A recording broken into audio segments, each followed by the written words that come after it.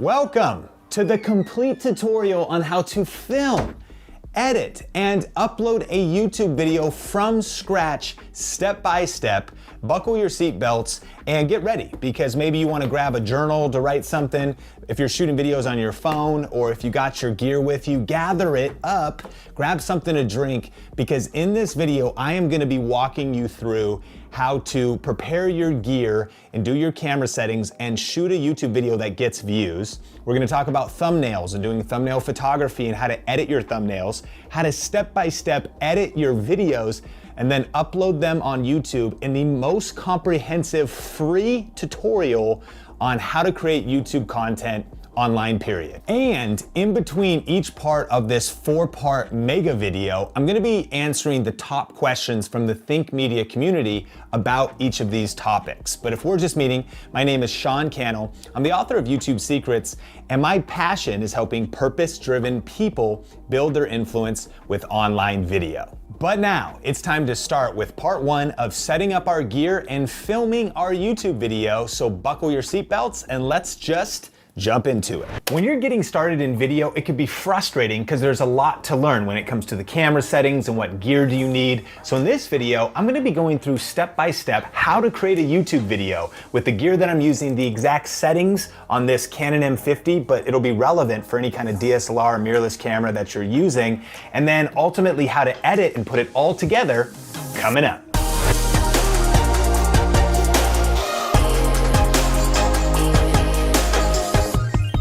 Hey, what's up? Sean Cannell here, and this is Think Media, bringing you the best tips and tools for building your influence with online video. And on this channel, we do a lot of tech gear reviews as well as strategy videos on how to build your influence with social media. So if you're new here, consider subscribing. But hey, we're starting a 4-part series where we're going to be going through how to shoot a great YouTube video with a DSLR or a mirrorless camera like the Canon M50 or the SL2. I'm going to be talking about how to shoot thumbnails and go from shooting the photos to editing them, then how to edit the video and then also upload it. So we're going to take you concept to completion of creating YouTube content. So let's just dive into it right now with the gear we're going to use to create this video.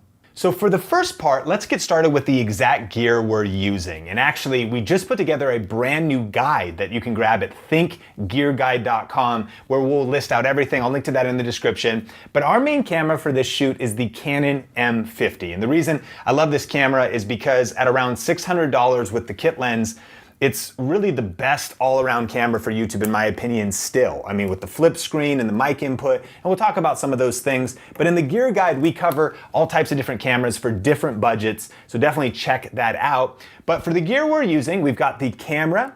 The main lens I'm gonna be using for the video I'm creating for my other channel, Sean Thinks, is the 11-22 lens because it's wide, really good for small and tight shots to get a really wide shot and good for vlogging. Using a Tascar shotgun mic right on top here. A little bit later in the shoot, we'll use this Boya mic. And then I also have the kit lens. We're not really gonna be using that today, but we are gonna be using our 22mm pancake lens a little bit later on for a nice crispy shot with a blurry background. And then finally, I've got a KNF Concept tripod here that I'm gonna be using because I'm gonna be creating this video as a solo creator, like many of us are in the Think community, right? And so this is the full kit. I've got an SD card in there, and all together, you could pick all this up for a little bit under $1,000. You don't need all of this to get started, but these are sort of like the ultimate kit, I think, to create some killer YouTube videos. So we're gonna start in just a second, but now let's talk about the settings before we start shooting. All right, now go ahead and grab your camera, no matter what camera you have to follow along, but if you've got your M50, grab it. And normally when you'd get started shooting video, you'd probably pick video mode on the top of the camera. And that's a great way to start. When you do that, you can actually go into that video mode and you can put it on auto exposure. If you want the fastest way to get your camera set up and running, auto exposure is going to be auto everything. It might not look the best in some motion, in some situations, but it's really nice. Now you could also do manual, and we love manual, and if you want every single detail to be adjusted, that's a great option too. But we've kind of figured out a hybrid mode for a simple way to do auto, and we'll show you what that is. So we're actually gonna start with TV on the top, which is shutter priority. And you can look that up for your camera. When it's in shutter priority, that allows us to prioritize what will make the video look the best. So let's talk about it. In shutter priority, what we're gonna do is hit the Q and we'll go through our settings. Now, first of all, we're gonna do auto white balance just so it's quick and fast. We're gonna do auto picture style just so the colors look nice. If we were gonna color grade later, I would shoot on neutral, but because we want this to be a quick edit and export, drop it on YouTube, we just gonna have auto white balance, auto on that picture profile. And then I'm going to choose an autofocus mode of my face, at least initially when I'm vlogging and I'm on camera. I'm going to be shooting a video for my Cannell channel of a home office tour. And so when I'm on camera, I'll do the face focus. And then when I'm shooting room shots, I can do kind of zone focus and tap certain areas. But then the biggest thing here now is our frame rate. And so if you want 24 frames a second, which is kind of a film look, you could choose that. If you want more slow motion or faster, if you're doing sports or something, you could do 60 frames, but typically I shoot at 29.97 or 30 frames a second. Now, once you pick your frame rate, and so pick 29 frames a second, 1080p is perfect, is then your shutter follows the 180-degree rule, which means if you're shooting 30 frames a second, you want your shutter speed at 60. If you were shooting 24 frames a second, you'd want your shutter speed at 50. Again, it's double whatever your frame rate is. And so the cool thing about shutter priority is it's going to always keep our shutter at 60. Therefore, the motion will always look good in the video. And then finally, we're gonna go over to ISO here and actually put it on auto. So that way, the camera will adjust the lighting brighter or darker accordingly. Now, the final thing to note here is that this lens is we're picking it because we're shooting these wide room shots and it's really good for vlogging. It's the 11-22 Canon lens, but because the aperture is f4, it's a little bit dark. So the ISO might go up a little bit high, but we're just gonna live with that. I mean, it is what it is, and ISO is where we're gonna get that lighting. And here's what I mean, is that if you want your video quality to look the best, you probably don't want to go over ISO 400 or 800 on this camera. If you want to just kind of vlog and take people with you and you don't have extra lighting, well then it might go higher and it's just going to affect the image quality. One thing to remember about ISO is that lower is going to be not as much light being let in, but it's going to be a better image quality. If you can get enough light or you can shoot outdoors. The higher you go, the more grainy the image is and the more it falls apart. So sometimes you need to go higher to get the light, but keeping it as low as possible will keep your image quality as high as possible. And with that, we're ready to shoot. Okay, so I'm about to get started doing my home office tour shoot here, but let's talk about the mic settings last. Now, because I'm gonna be vlogging like this shotgun mic is perfect. It's a $25 shotgun mic, and here's one setting that I love on it, is it has a plus 10 dB. Now, some mics have plus 20, but a lot of times that's too much and it'll make the audio too loud, but plus 10 is perfect. So I actually have the mic on. I've got just the high pass filter, just at normal, just normal. And then I've got the plus 10 dB, so it's cool. And so then I just go into the menu, head over to 8 here on the camera settings, and we can go to sound recording, and we make sure the sound recording's on manual. Here's the thing, if it's on auto, it has this kind of AGC, auto gain control, which brings in a lot of noise and even hiss sometimes because it's searching for voices. So when it's on manual, it means the audio's locked. And so what's nice here is I can then take this setting right here and just get the gain perfect for my voice. And so if I'm right in front of the camera, I want it to be never hitting red and only really hitting that kind of 12 dB. That's our target. So if I'm in yellow, I'm in front of the camera, I go, okay, that's nice and clean. If I get a little bit further, and so that is gonna be really crispy audio settings. Our shotgun mic set up, our audio levels are ready, all of our camera settings are ready, so I'm ready to shoot my video. So a couple reasons why I love this setup is, of course, the flip screen, so I can always get a good shot composition of myself on camera. I love the wide angle lens, especially for like a room tour video because it gets very wide shots. But then I also love this Joby tripod because I can not just vlog with it and take people with me, but then I can quickly set it down and get a nice shot like this. So throughout this video, I'm gonna be moving from room to room, and this is a very versatile setup for all that content.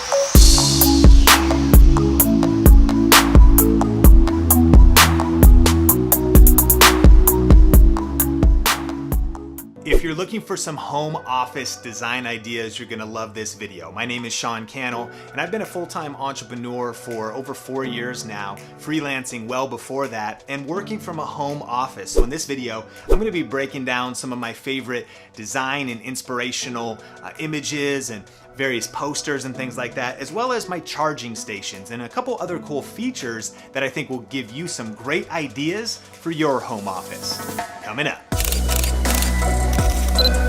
Now, after shooting a lot of scenes in vlog mode, I'm actually gonna be getting behind the camera now. And so a quick tip is you can just flip your shotgun mic, so that'll keep the audio obviously going the right direction and clean and crispy.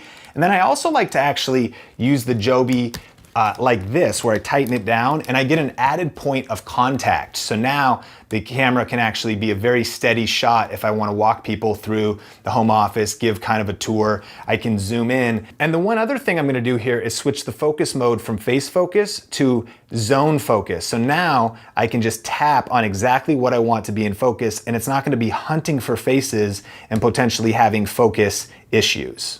But over here, that's also an IKEA bookshelf. And so you can see, I think that lifelong leaders are lifelong learners. I read a lot of books. I love to always be leveling up and working on myself. All right, so let's talk about a quick tip to help you organize your footage when you're creating YouTube videos. So I've been shooting this home office tour. I shot it in here, in the loft, in the other office. I shot behind the camera, in front of the camera.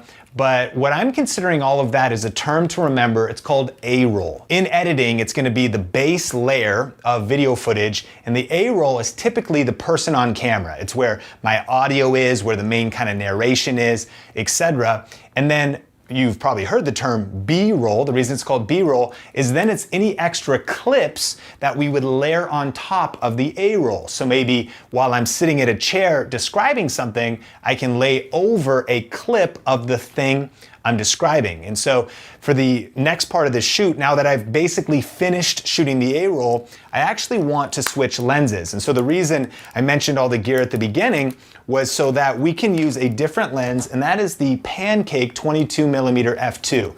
Now there's a couple reasons to do this, but one of the main reasons is the aperture. And what I mean is that f2. This guy is f4, this one is f2. That is a big difference. What a faster aperture, and faster is the lower number, what an f2 aperture will do for you is allow the image to be better in lower light. It basically is a wider aperture. It lets more light into the camera. And so in these darker scenes, like when I'm filming over here on f4, and remember our auto ISO settings, there's actually not a ton of light in these corners. This lens will make that look beautiful and be able to do better in lower light situations. This lens, not as much. And then the other thing that f2 is going to do for us is it's going to give us a shallow depth of field and a blurry background. And so actually, before I finish out this video shooting some B-roll, what I'm going to do is put the camera on this tripod, and that's what I'm going to use this for. I'm going to use this tripod to get some smooth panning shots of the room. Again, this is a room tour, kind of home office tour. And so what I can do on here is this K&F tripod has nice smooth panning. I'm going to get some smooth panning shots, and I'm going to get a shot where I mount the camera on here, I'm much further away, and then that's what we're going to use this Boya mic for. This mic is around $20. It's a lavalier like the mic that we're recording this Think Media video on. And so that way, if I get further away, I can get that blurry background, I can get the good audio, because if I'm too far away from my shotgun mic, the audio is not going to be as good. So thanks for coming along with me for a quick tour through the Think Media offices. If you want to see any of the various decor, now, could you skip past these other lenses and even this mic and still finish out this video? Of course, but I just kind of wanted to give you the complete kit that I would use so that I feel ready to create all the content necessary to tell a great story on YouTube.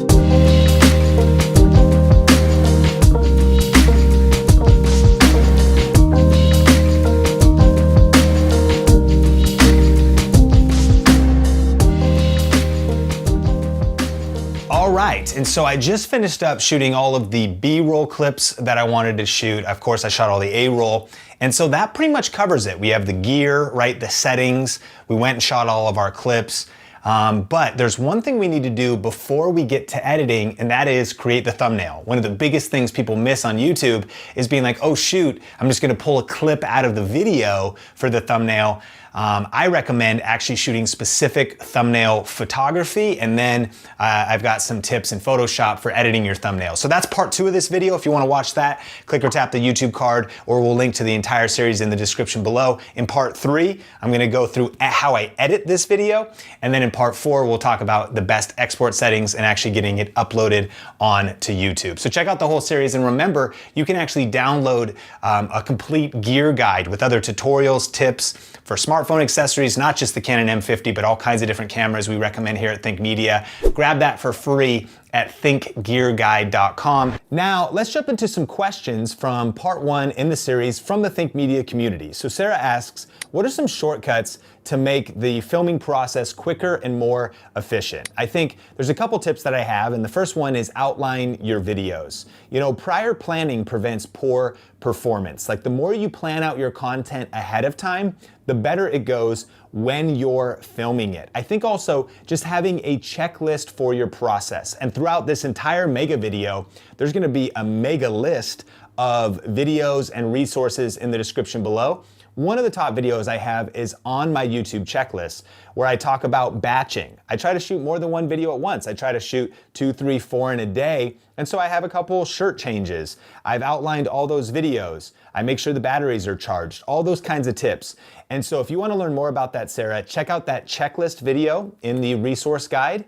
And thanks so much for the question. Dave asks, do I really need 4K, or am I okay with 1080p? Because my PC struggles a lot editing 4K clips. Well, 2 thoughts, Dave. The first one is, I think 1080p is still fine. I mean, we're shooting this video in 1080p.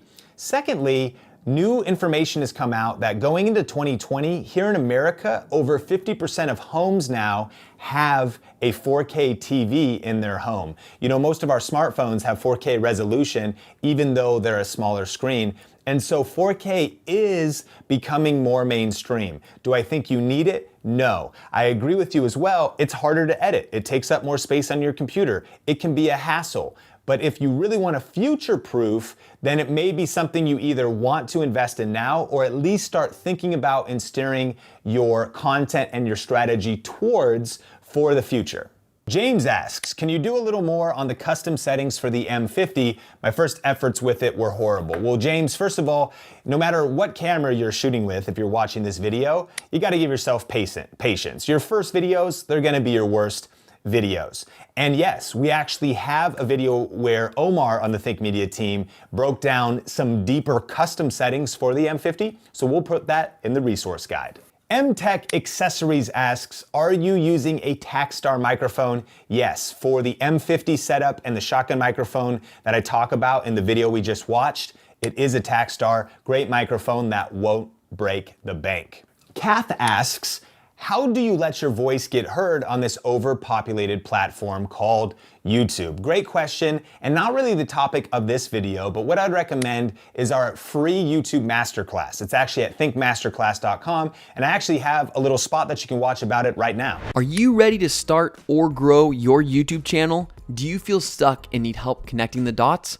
Join this free web class where you'll learn the step-by-step playbook for YouTube success. We've helped thousands of purpose-driven entrepreneurs just like you grow their influence with video. Register today for this exclusive training at thinkmasterclass.com. Next question, Mike asks, when creating tutorials, is it best to shoot a short intro on what you're gonna be doing in the video, or should you just get straight to the tutorial? Would it be beneficial to upload 2 versions, one with an intro and one without? So I would recommend, actually, these days here on Think Media, we're trying to get to the point quicker. You know, attention spans are getting shorter and shorter on YouTube. So if you do just dive straight into it, it's a lot of time what people are looking for. Maybe they know the title and the thumbnail has described the content, so you can just get into it quickly. However, it is also good to give some sort of an intro, set the context of the video, and eventually you might want to introduce yourself. So my tips here, Mike, is to experiment, number 1, get to the point as quick as possible, whatever that means for you, And don't upload two versions. I think that would just kind of be weird for your subscribers to have the same video, two different versions. What I would do is test different styles of videos, see which one performs best, and then double down on what's working. Jerome asks, is it necessary to always upgrade to a professional camera when making YouTube videos, or is there no problem from recording from your mobile device? I find it a lot easier and less time-consuming editing from your mobile phone. Well, Jerome, it's a great point that you make here, and I have two thoughts. The first one is the best camera to start with is always the camera that you already have, which is probably your smartphone. And I know we're talking about the Canon M50 in this mega video, but a smartphone is a great way to get started. In fact, we have a 4-part series here on Think Media where Heather breaks down how to shoot, edit, and upload just with your phone. So we'll make sure to link that up in the resource guide. From my perspective, one of the reasons why I like using a separate camera is, number one, I don't like filling my phone with data. I mean, I already take too many pictures and videos and Instagram stories as it is, so I like capturing to an SD card and keeping it clean so I can shoot the footage, capture it in a laptop or a computer, and have editing be quick and keep the content separate than the content that's on my phone. Number two, if I'm gonna vlog it all, the front-facing camera on our phones is typically not as good as the forward-facing camera. Especially on the newer iPhones or whatever, these cameras are amazing. The selfie camera is okay, but in video mode, it's not the best. Still perfectly fine for YouTube, but there's just something powerful about, I think, a separate camera that can get you good quality, that has a nice selfie screen. You can capture it on an SD card and have a separate workflow, and then have your phone be a separate part of that content process. But here's the deal. Always start with the camera that you have, and in no way think that your camera is gonna limit you from success on YouTube. In fact, the rest of this video is still gonna help you shoot thumbnails and edit, and you could do all of that just editing with the content that a smartphone or an iPad or something like that creates. So the best camera to have is always the camera you do have. Punch fear in the face and get started. Don asks, I'm curious whether the cameras you recommended have clean HDMI outputs. Now, for context, this is in case you would want to use a Canon M50 or an SL2, a 90D, a Sony camera for live streaming. You want to use the HDMI port to plug it into your computer and live stream to YouTube or Twitch. So it's a great question. I bought an SL2 before I even knew what a clean HDMI output was. I knew I wanted to expand into streaming, but I just didn't have all the information I needed. So I just ordered an SL3 for that feature. Going to be streaming at an event on Wednesday as a test drive of my setup. I love the question, John. Here's my best recommendation. There is a really cool device called the CamLink by Elgato, and there's a CamLink 4K by Elgato. It's a little device that plugs right into your USB port and then allows you to plug in an HDMI cable to capture a camera like the SL2, A6400, Sony, Panasonic, whatever brand, into that HDMI input. The reason you want a clean HDMI output, because if it's not clean, then maybe on the screen when you're live streaming, it'd say like 999 photos, it'd show you the battery meter, it'd show you like brackets, it wouldn't be a clean image. And there's a few other issues that come up as well. Does it have unlimited record time, or can the power stay on continuously? Because if you're live streaming off of a camera to your computer and the battery dies in the middle and you can't like plug it into a wall or get an external battery or anything like that, again, the camera's not gonna be ideal for live streaming. So if that's one of the priorities for you, go to the CamLink website. I'll link exactly to the page in the resource guide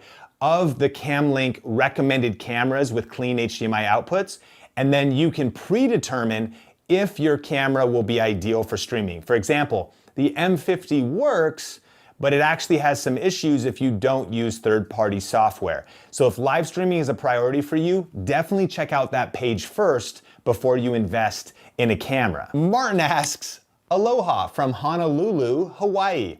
I got a question. I'm still debating on what camera I should get for vlogging, the M50 or the A6400. What is the best microphone solution for the Sony A6400? Thank you very much. Appreciate the question, Martin. I still think that in 2020 and beyond, those are still two of the top cameras on the market. The M50, for definitely more budget, you can get these things refurbished off the Canon website for around $470 now. It's pretty crazy. That comes with a 1-year warranty.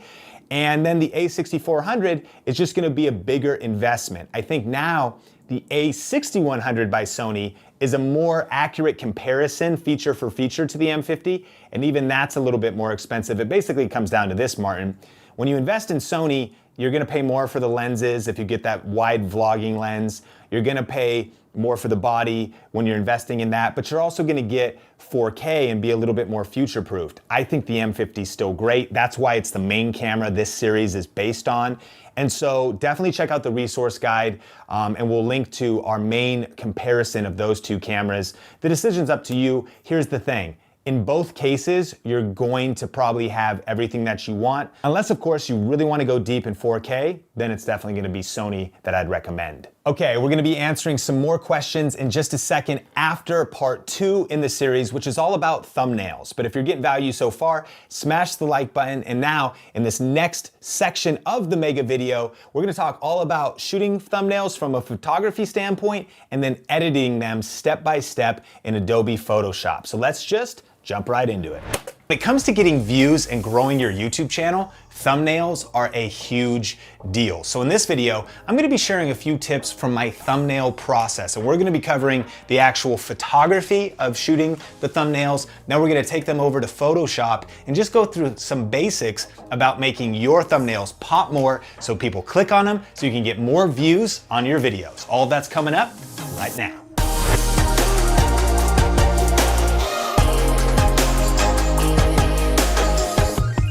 Hey, what's up? Sean Cannell here with Think Media, bringing you the best tips and tools for building your influence with online video. And we're actually in a 4-part series all about how to produce YouTube videos that get more views. In part 1, we covered how to shoot a YouTube video. And I just finished up shooting with the Canon M50 here, a tutorial that if you missed that and you want to watch it, I'll link to it on the YouTube card and put a link to it in the description below.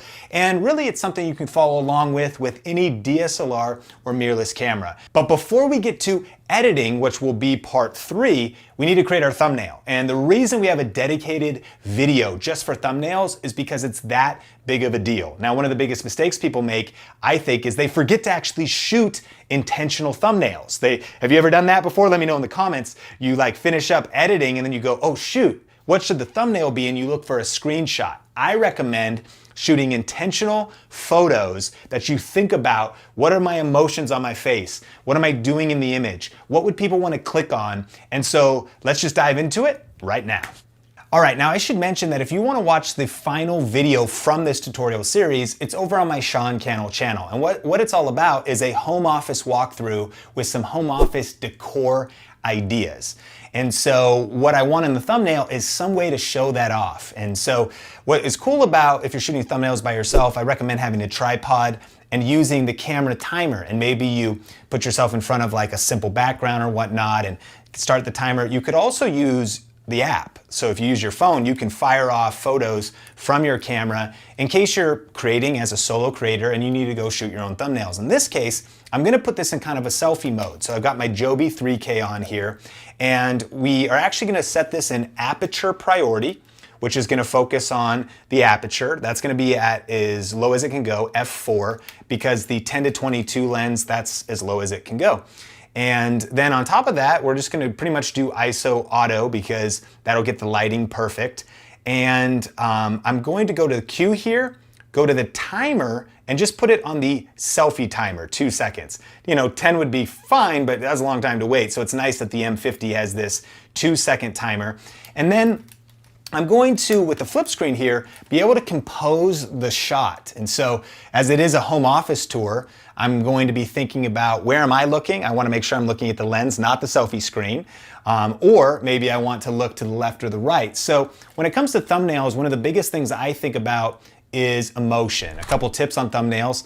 Usually people in the thumbnails is stronger. On YouTube, tests have shown that if you see people's eyes, you see emotions on their face, it can really pull you in. Now, that gets exaggerated, and we've all seen those really bright thumbnails with crazy faces, but I think there's something to it. So always include your own style. So my goal here would be to think about where am I in the shot, and think about kind of the background of the office here.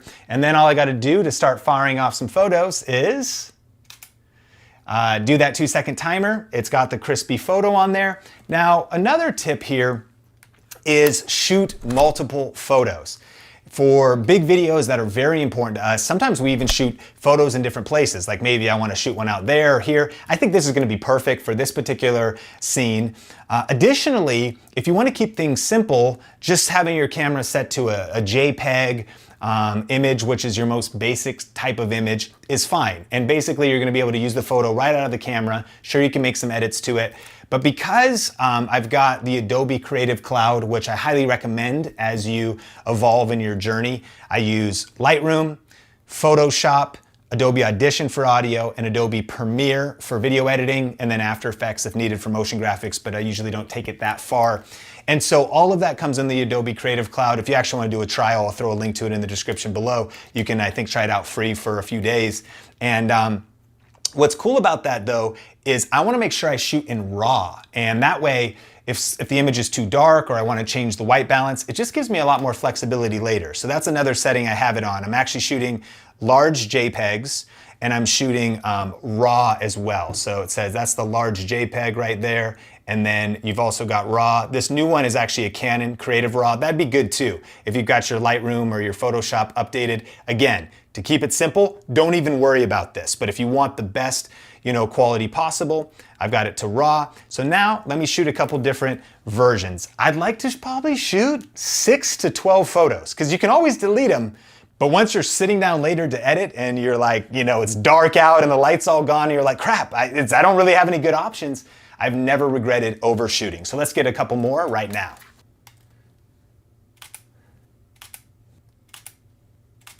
All right, nice clean light. I like it with the eyes looking over. I can always crop the image. Last thing I'm gonna do here as we get towards our, we're shooting about 12 different photos, is I wanna actually really go rule of thirds. And so when I think about shot composition, there's all these nice posters over here. Over here is the chair and some other clutter. So what I'm gonna do is get my focus right and then kind of shift the shot so it shows off the office. So basically I'm framing myself up behind all this stuff I don't want to see. I love the camera lenses over there. I always like to put myself as close to the edge of the thumbnail as possible, really thinking about the framing. And again, I don't mind having options. So here we go. Let's just do one final one.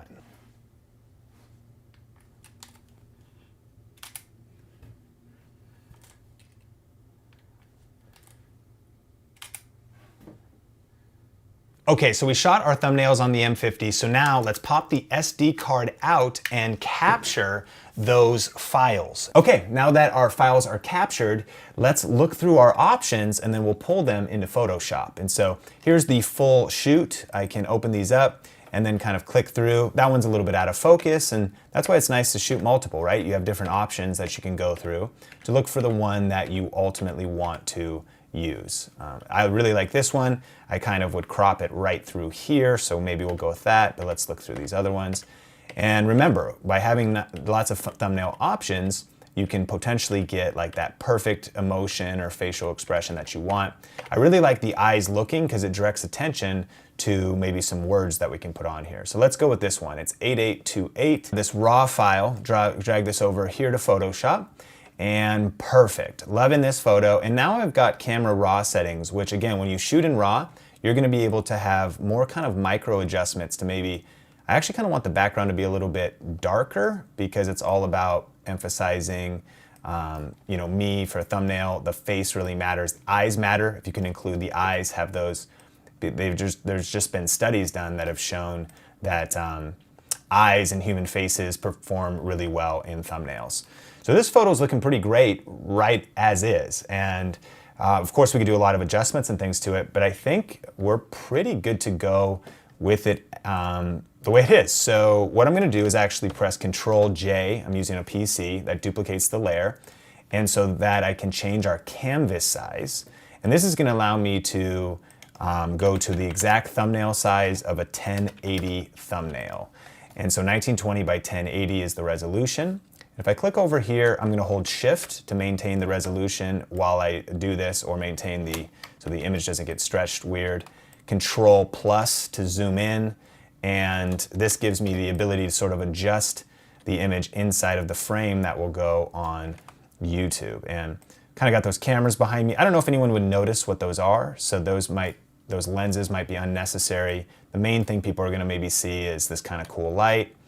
And all right, so we've got that. And next thing I wanna do is add some text here. Now, the title of this video, I like planning ahead, if you can research before you press record, is gonna be 10 cool home office design ideas. But one mistake people make is trying to include every single word in their title and their thumbnail. You don't need all of them, but sometimes it's nice to put some words in your thumbnail. So I'm using the text tool, and I'm gonna go with one of my favorite fonts, which is Helvetica New, and then there's lots of niche fonts inside of there. So I'm gonna go Helvetica New Black Italic. That's one of my favorites. Perfect, okay. So do that, change that over to white. You got my toolbar here. Let's zoom in on our Photoshop. All right, cool. And one of my favorite things is just keeping it really simple and readable. So I'm gonna drag a little rectangle box. Now Photoshop works by layers. In the lower right-hand corner of your screen, you can see that there are layers. So cool is above this little box now.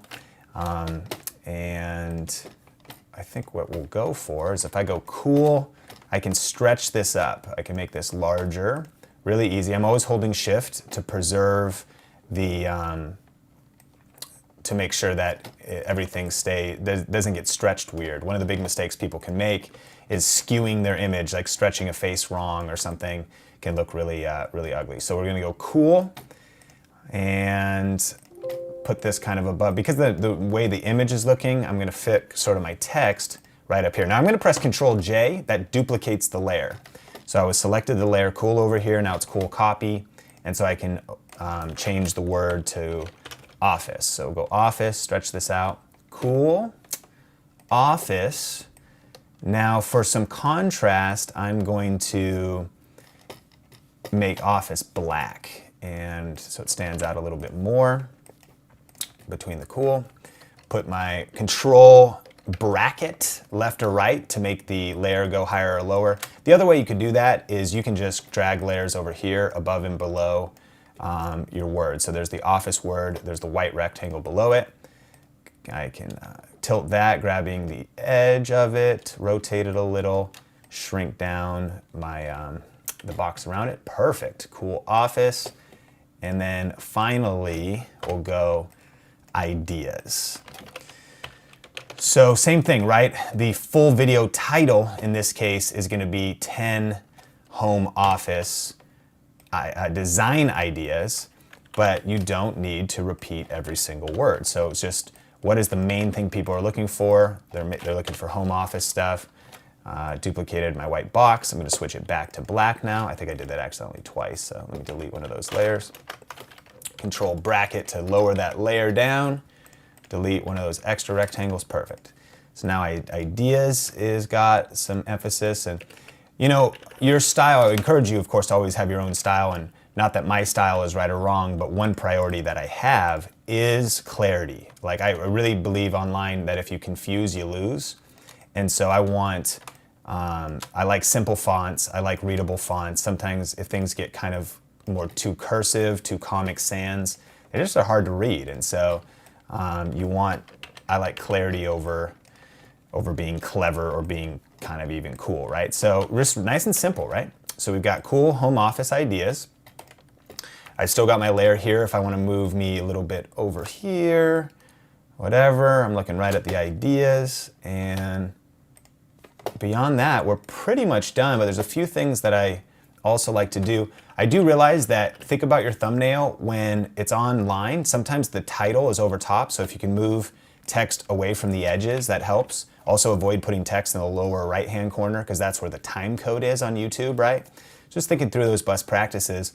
My final thing that I like to do, I'm gonna put a layer right above my photo, and it's gonna be levels. And levels gives me 3 sliders over here on the right that will really see I can make the image brighter, and I can also pull it from this side and make it much more contrasty and make it kind of darker. So what I like to do is really get the thumbnail to pop. Something with when it comes to thumbnails that people have studied is that you usually want to go a little bit of extra saturation. I can do another adjustment layer for that. I could go vibrance on here, and I could add a little bit more vibrance. It's going to make it a little extra, maybe more than you would normally do if you wanted your skin tone to be more matte and natural. But again, a thumbnail is so small, you want it to pop. So it's a little bit of extra vibrance and saturation. The levels can kind of pull it up a little brighter. But if we want the background to be a little bit darker, kind of, and we're pretty much there. Sometimes this is a little bit more advanced. This is kind of just a beginner's thumbnail tutorial, and I encourage you, check out some training links in the description below if you want to go deep in Photoshop and really master it. But one of the things I like to do, I'm going to add a blank layer here, and I'm going to use the gradient tool. Make sure my gradient's on black, and so it is. And so if I drag from here, I can do a gradient just like that. That makes it, and I'm deleting it just to kind of, and then I can use opacity here to come down and just sort of even darken that edge so maybe this stuff pops more, cool home office ideas. But at some point you could endlessly tweak, right, the details of something like this. So I think that really we're good to go and that this should be a super solid thumbnail. So now our final step here is to just go File, Save As, and in our final format, what I like to do is I keep everything organized on Dropbox by month, and that way we can I can get to it easy from my phone and whatever else. But what I really like to do is save the PSD, so I can always reopen it and edit it later if I need to. So I might tile it, 10 cool home office ideas. And then I save that Photoshop file in case I want to open it later to reuse it. And then I'm going to say save as JPEG, and that is the exact file that we will upload later to YouTube as our thumbnail. Okay, so a few other things you need to know about thumbnails. And the first is, again, if you want to use Photoshop, I understand this was not like a super exhaustive tutorial on Photoshop. There are free ones of those on YouTube, or you can check out a site like Lynda. So I definitely recommend skilling up if you want to use Photoshop, but I think that some of the concepts can be applied here. Also, we'll be covering more thumbnail tutorials in the future here on Think Media, because we shoot them definitely outdoors, different variety, whether you're shooting by yourself or you have someone helping you. So look forward to those videos in the future and make sure you're subscribed. Also, if you've been getting value out of this video, can you smash the like button? And here's what is next. The next video is now about editing. In part 1, we shot all the footage with the M50. In part 2, this video, it's all about getting the right photography and editing up your thumbnail. But then in part 3, I'm now gonna edit the footage that I shot into our final video. This is all going into a video that you can watch on my Cannell channel so you can see the final product. So I'll link to that on the YouTube card and put it in the description below. And then of course in part 4, we're gonna be talking about exporting it with the best settings for YouTube, helping walk you through concept to completion for creating content with whatever camera you have, but especially if you have the M50. Okay, hey, if you're still in the mega video, let me know in the comments section below. We just finished up part 2, all about thumbnails, and now I want to take the top questions from the Think Media community. And the first one comes from Zachary asking, I'm not sure that mine do the best job captivating. My question is, how can I figure that out if I think that they're good?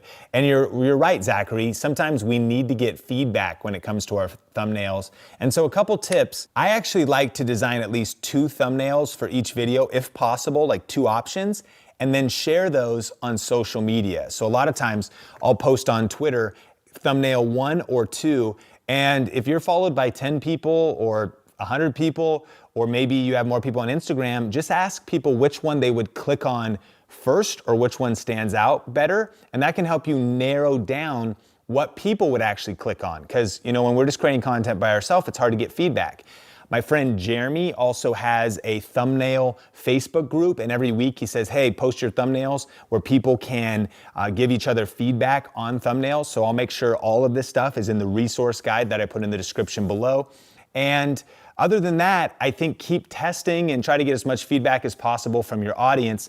The last tip is it's all about click-through rate. At the end of the day, YouTube in your Studio Beta analytics will actually show you the click-through rate of your videos. Now, a lot of things actually go into determining that, from the title to the topic itself, but thumbnail is a big determining factor of whether or not your videos are gonna get clicked on. So make sure to study your analytics, and of course, subscribe here on Think Media for more tips about growing your YouTube channel in the future. Tim asks, what size should it be? I make all my thumbnails in 1920 by 1080 resolution. That's a standard 1080p resolution. I do that for a couple reasons. Last time I checked, it's what YouTube recommends. If you want to be future-proofed, you could design your thumbnails in 4K, but there is a size limit on the file size where YouTube will reject your thumbnails, so 1080p seems to be good.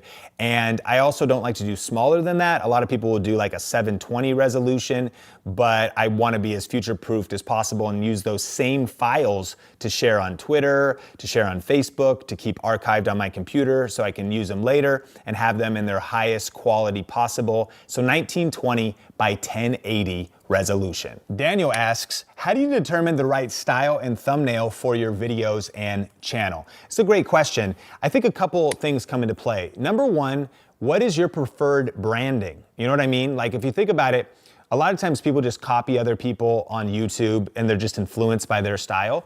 But if you want to be different, like do you want your branding to be clean and modern? Do you want it to be chic and stand out? Do you want it to be very hip and cool? Or do you want it to be cartoony and kind of, gamerish and futuristic? Think about your branding, not just for your thumbnails, but for your channel overall. Secondly, if you do want to kind of ride the trends, ask yourself, what are other people doing in your industry that are winning? Like, what are the top ranked videos? What do their thumbnails look like? If you're in fitness, what do the top ranked thumbnails look like for fitness? If you're in cooking, what do the top ranked thumbnails look like when you search certain search terms and you get ideas from the videos that are performing well? You could take a few clues that maybe your thumbnails should be similar to those videos. However, it's sometimes smart to do something different than what everybody else is doing so that you stand out. And then the last tip is just to test. You know what I mean? I think it's a combination of testing what your branding is mixed with what's working and what's getting the best click-through rate. Here at Think Media, we've been evolving our thumbnails a little bit. We're doing less text lately. We're doing more cameras and less people in the thumbnails, but we're testing. I can't even say that that's better than the past. We don't have all the data yet, but I think keep it fresh, always try something new, and don't forget to test and double down on what's working. My man Jaden asks, how do you add colors around your face? How do you add cool colors when you make thumbnails around camera tips? Just generally, how do you make your thumbnails have color, it sounds like? Well, besides the tutorial that I just shared, which was kind of a 101 basic going through Photoshop type of a tutorial, I have another video that's a little bit older, but it actually talks about how to use free software on canva.com. And there's a paid version too, but I'm pretty sure you can do at least a trial or use limited features in the free version. I'll link that video in the resource guide. And it's hard to explain in a Q&A like this. I think in some of our advanced trainings that we have in our members areas and whatnot, I do have some deeper dives of how exactly I make the thumbnails of video influencers and Think Media. I still do all of that thumbnail design myself. And so my biggest tip, if you want to go into that kind of stuff, would be to learn Photoshop at another level. I think it's the most powerful software, and you could use something like LinkedIn Learning. You could watch free YouTube videos about it. You could look at other Photoshop tutorials or a mini course on Photoshop, Skillshare, and I'll put some resources in the resource guide of things like that. If you go through a couple, take a weekend or take a couple weekends to really go deep in Skillshare or LinkedIn Learning on Photoshop, and then you're gonna have the skills needed to not just design powerful thumbnails, but to also design powerful graphics for your business overall. As content creators, come on, we need to be doing social media, graphics for our email newsletters maybe, graphics for our websites. And some of you as business owners are gonna hire that out, but some of you, that's a skill that you're gonna wanna learn. So either invest in the training to learn it. If you wanna go deeper in some of our stuff, of course, we'll have information in the resource guide. And other than that, check out that free Canva tutorial, because remember, done is better than perfect, so keep it simple and get your thumbnails out. Little Sparrow Redbreast asks, text or no text? Man, that's the ultimate thumbnail question.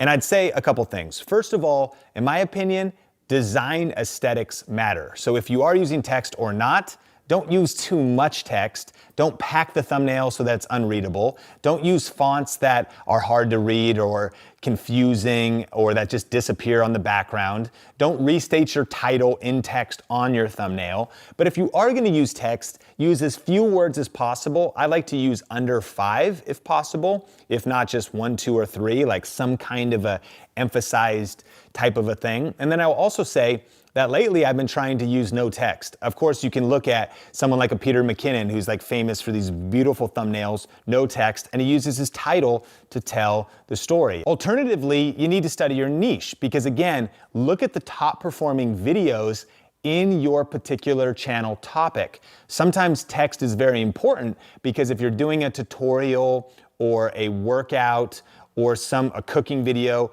and maybe the text on the thumbnail is actually gonna be instructive or help bring clarity to what someone's about to watch. It has less to do with aesthetics and more to do with practicality. I think these are some of the things to consider. And then last of all, test everything. I think that's what we're doing here on Think Media. We experiment, we test, we wanna find a design aesthetic that works with also a practicality and something that gets results. And so we're always testing and we're always experimenting with both. My little red sparrow friend. Save Jesse Crouch Crew asks, I just started doing this. Would there be any benefit to going backwards and adding thumbnails or updating the thumbnails to older videos as well?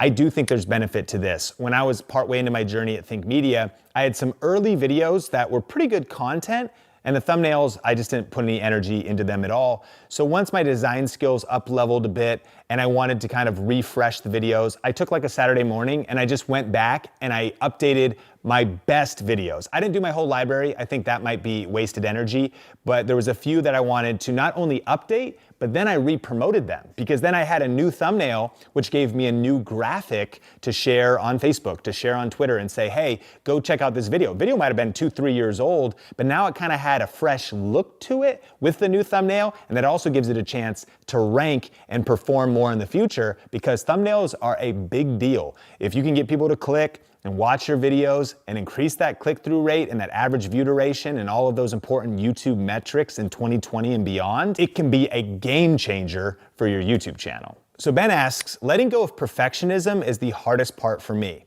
If you change a thumbnail later on down the road, does it affect analytics? Well, Ben, I love the question.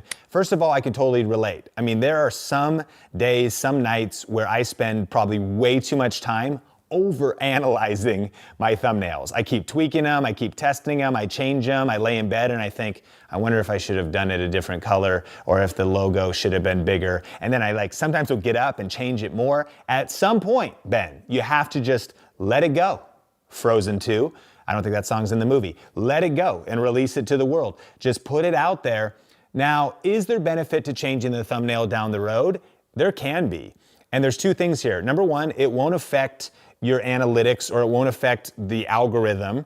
YouTube won't really know the difference. What they will know is if it gets more click-through rate on it, if it gets better engagement. And so friends of mine that really want their videos to perform well will test and look at their analytics after 3, 4, 5 days, see if their click-through rate is something they're happy with, and then they will go back and change the thumbnail if they think it could be improved. I never do that. I, at some point, make it as good as I possibly can, release it to the world, and then think about the next video. I really believe that for a lot of us, it's your next video that's gonna be your best video, not worrying about over-optimizing your past videos. So done is better than perfect. Get it to a good level, don't overthink it. Guess what? Something's probably wrong with it. Would blue have been better than yellow? Maybe. Would red have been better than pink? I don't know. If you did this face instead of that face, you'll kind of never know at some point. Forward action and massive action is always where the action is. And so, yeah, do it as good as you can and then put it out there in the world and on to the next video. Jay asks, I think I make an okay thumbnail for my videos. What would you say is the one element that can take it to the next level to be suggested by YouTube? Jay, the top elements for me are, number one, it's gotta stand out. Now that might seem obvious, but I mean, it literally needs to pop off the page in some way. If the colors are dull, if it's messy, if the story the image is telling is undiscernible, like it's just kind of confusing, then it's not gonna work. What you want is it to leap off the page. So one thing to consider is also, if you're trying to rank for a video, you want your video to probably be different than the other videos or just in some way unique so that it leaps off the page. If you said, what's the one element? Well, there's a few. I think color is a big deal. It doesn't have to be crazy rainbow colors like some YouTube, just super bright and crazy, but I think some pop of color helps it stand out. We've also learned that emotion really helps it stand out. And I know as YouTubers, a lot of times we can go extreme and we're like, with our faces, and then people just imitate that, and I'm guilty of that as well, but there's science behind it. People respond to emotion. Just no emotion at all gets less clicks. If you're happy or sad or confused or suspicious or there's drama and you do the scared face and then you talk about the coming doom and gloom because drama is popular and drama gets clicks, then you tie in all those elements together and those can make your thumbnails much more powerful. So I think emotion, I think color, and then I think clarity. At the end of the day, I think that less is more on thumbnails. If we try to get too many words, too many things, I try to think about ways to tell a story. If I want to say how to build a YouTube studio, I probably can't show the whole studio. You know what I mean? Because if it's too far zoomed out, unless it's a really clean shot, if it's too messy, if it's too busy, if you confuse, you lose. So how can it be colorful, have emotion, be very clickable, and how can you make sure it stays clear and tells the story that you want it to tell? This is a big challenge, Jay, but if you could pull that off, then you've got a winning thumbnail. Okay, so take a deep breath. This YouTube thing is no joke. A lot of work goes into it, but YouTube is one of the most powerful platforms on the planet for getting your message out there, for building a life and a business on your own terms.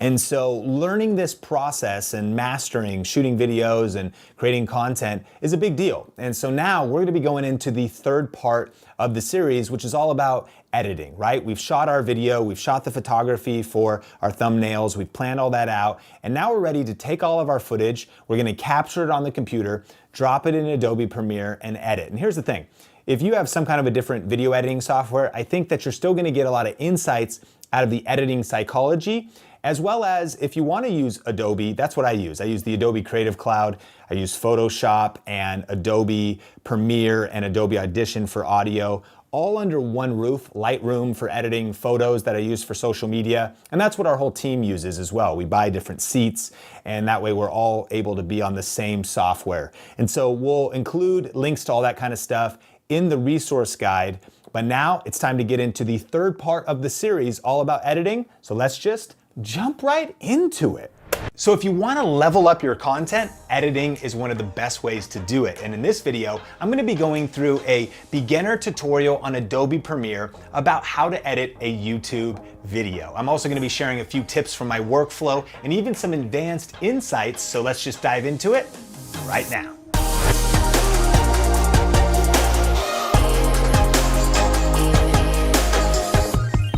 Hey, what's up? Sean Cannell here with Think Media, bringing you the best tips and tools for building your influence with online video. And right now we're in the middle of a 4-part video series all about how to shoot, do a thumbnail, edit, and then ultimately upload a YouTube video so you can put out better content, grow your channel faster, and get more views. And if you actually want to watch part 1 or 2, in part 1, we did a whole video on shooting content with the Canon M50 or a similar DSLR or mirrorless camera. In video 2, we talked all about getting the thumbnail ready, and we're already done with that. And now it's time to actually edit our video. And so that's what we're going to be doing right now in part 3. If you missed out on the beginning of the series, I'll link it up on the YouTube card, as well as post a link to that playlist in the description below. But with that, let's dive right into how to edit a video in Adobe Premiere. All right, so step number 1 is take the SD card out of our camera, plug it into our card reader. In this case, I've got an extra long one plugged into my computer with this crazy cable, so I can just easily get to it. But whether you're on a laptop or you have a PC or some kind of a tower, you definitely need an SD card reader. Capture your footage, and right now I've already actually downloaded it into an external hard drive. And here's how I organize some of my files. I've got my footage folder, and this is all of the footage that I shot in video number 1, including the A-roll and the B-roll. I've actually got the music folder, and we'll talk about that in a bit. The thumbnails, and we already created our thumbnail, but that's where I would save all the image files. And then I've actually got my intro bumper. Now, if you don't have one made, you don't need one, but this is just my little bumper for my Sean Cannell channel. And if you actually want to watch the final video, I'll link to that and post it in the description below as well. If you kind of want to see it either before or after, definitely check it out so you can see the final result. So what we're going to do is we have Adobe Premiere open. And if you've never used Adobe Premiere, it's a little bit more advanced, but I highly recommend it. So if you want to do a trial, I'll put a link to it in the description below. And I use Premiere for editing video, and then I used Photoshop to edit my thumbnails. And so we're going to do a new project here. And we are going to name it, right? So this was a Sean Cannell is the YouTube channel I'm posting this on, and it was a home office tour. So I'm going to do that. And we also, everything else here is pretty much good to go. And what's cool about Premiere lately is that it really will understand. In the past, you could select certain sequences and projects, and this might sound kind of crazy, but you'd have different frame rates and you maybe need to know some technical details ahead of time. What's cool about Premiere now is you don't need to know those technical details. You can just drop your footage in and it'll know how to interpret it for you. So here is the Premiere homepage. It says right over in the lower left, import media to start. That is our first step, or we ultimately could drop the media right on the sequence place here, and then that's gonna fill in these windows up here with other content once we do that. So I'm actually gonna select all of my clips and just drop them straight into the sequence, because right now it's importing all of our footage from what we shot with the Canon M50. All right, so now the footage is actually all in the timeline. Right now in the lower very left-hand corner, you can see that it's conforming the audio, which actually means that those waveforms are kind of showing up on here. So here's what I mean. If we want to make our two main kind of visuals here a little larger, this is our first layer of video and audio. And here's what I want you to think about. Right now on the screen, we can see some of the preview footage. And if you remember in video number 1, we talked about A-roll and B-roll. And so essentially, if this is your A-roll, which is your layer video number 1 here, maybe we want to pull in some B-roll. Here's all of our B-roll clips, but we don't need the audio on there. So I just unlinked the audio. Now I've got that clip released. So I could be talking in the A-roll here, but then it could show the B-roll while I'm talking. Does that make sense? So there's the B-roll clip, there's the A-roll clip, and I'm able to just drag and drop and move things all around here in the timeline. And so I'm actually going to delete this because of the order, and I'm going to sort this by name to get all of the files in the order I shot them, because they were in some kind of crazy order when I first dropped them into the sequence. So now when I take these all into the sequence, here's the cool thing. The main video should just be all the way through here until this is all the main video that I shot. Here's my outro. And what I'm doing on the timeline here is I'm using the hotkeys minus and plus to zoom in with plus, minus to zoom out. See that? So I can zoom into the edit. And so now if I actually go to here, this was all the B-roll clips. So I'm gonna move those off to the right. And here's the deal. I actually don't need any of the audio on these clips. And so what I did is I right-clicked, I clicked unlink, and so just to clean it up, this is the way I do it, is I'm taking this waveform to delete all that audio. This is all B-roll clips, makes sense? So those will go in later, and what I'm gonna do is start with the A-roll, the audio here. And so I'll turn this up a little so you can hear it. Right. And setting up your home office in a way that, Now, one of my biggest tips when it comes to editing is watching the audio. I've learned so much by being able to, obviously none of this matters, so I can just drag and hold and trim that clip down on the left because I'm restarting, I'm messing up. And it looks to me like I'm actually starting like right here, so let me see. Hey, what's up? Sean Cannell here, and in this video, I'm gonna be doing a home office tour with a bunch of cool home office design ideas, whether that's ergonomics from the various chairs and ways of... All right, messed up again. So now I'm gonna look at this one. If you're looking for some home office design ideas, you're gonna love this video. Now check this out. There's a hotkey called L, and I realize this is a beginner tutorial, but you're kind of seeing inside of my workflow. So ways I go faster is pressing the L button to speed up. My name is Sean Cannell, and I've been a full-time entrepreneur for over 4 years now, freelancing well before that, and working from a home office. So in this video, I'm going to be breaking down some of my favorite design and inspirational images and various posters and things like that, as well as my charging stations and a couple other cool features that I think will give you some great ideas for your home office. Coming in. Now, a tip there is having a strong hook in your videos, and that was the hook, that was the opener, right? So now I'm actually gonna drop in from my file folder the bumper, and if you've got one of these created, what you can do is just have it start right after your intro ends. Coming up. Boom. So there's the intro, very nice. And now I can cut into the video itself. And the main thing I do is I just work through from left to right, basically, on the edits. And I try to look at the waveform to see when I maybe got the intro right. So it looks like I probably restarted. Hey, what's up? Hey, what's up, Sean Cannell here. Hey, what's up? Hey, what's up, there Sean you go. Cannell here, Okay, and welcome 4 to tries. My channel, which is, hey, what's up, Sean Cannell here, and welcome to my channel, which is all about going further, faster in life. And if we're just meeting, I'm actually a full-time entrepreneur that is mainly creating content over on my channel, Think Media. But today, I just want to take you on an office tour, and let's just start right here in my main office. And so we're sitting here at my desk. I've got a couple monitors here, my triangle light from Spiffy Gear, and this is where the magic happens. Now, I actually have a full video out all about this whole setup. So if you want to check it out, I'll link to it in the description below and put it up on the YouTube card. But let's go through some of these. But let's check out what's happening in this room. All right, I'll link to the YouTube card. All right. But let's start out with some of the decor. All right, so getting rid of all this stuff, going back to the butt. Below and put it up on the YouTube card. But let's go through some of these. All right, boom. Little tip right there. One of my favorite features is I can right click in between and say ripple delete, and then just boom, bring it all back nice and clean. So if we replay this. For home office, coming up. Hey, what's up, Sean Cannell here, and boom, and now we're going into the actual video. And so now you can see what I'm gonna do is go through the rest of the edit of the A-roll. I'm gonna be just trimming through all of the clips, bringing them back, and then we'll do B-roll after that. So when I think of home office, all right, so one of the questions I get, all right, so one of the huge priorities for me, one of the big priorities for me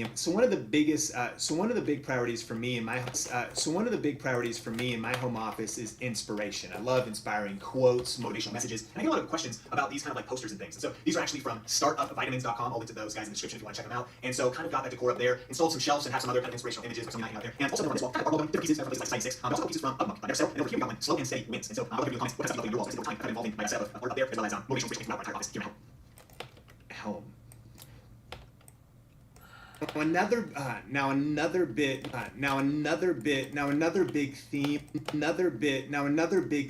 is ergonomics. In fact, one of my favorite features in my home office is this Herman Miller Arion chair. Now these chairs, these things cost a lot of money. You are probably but here's the thing.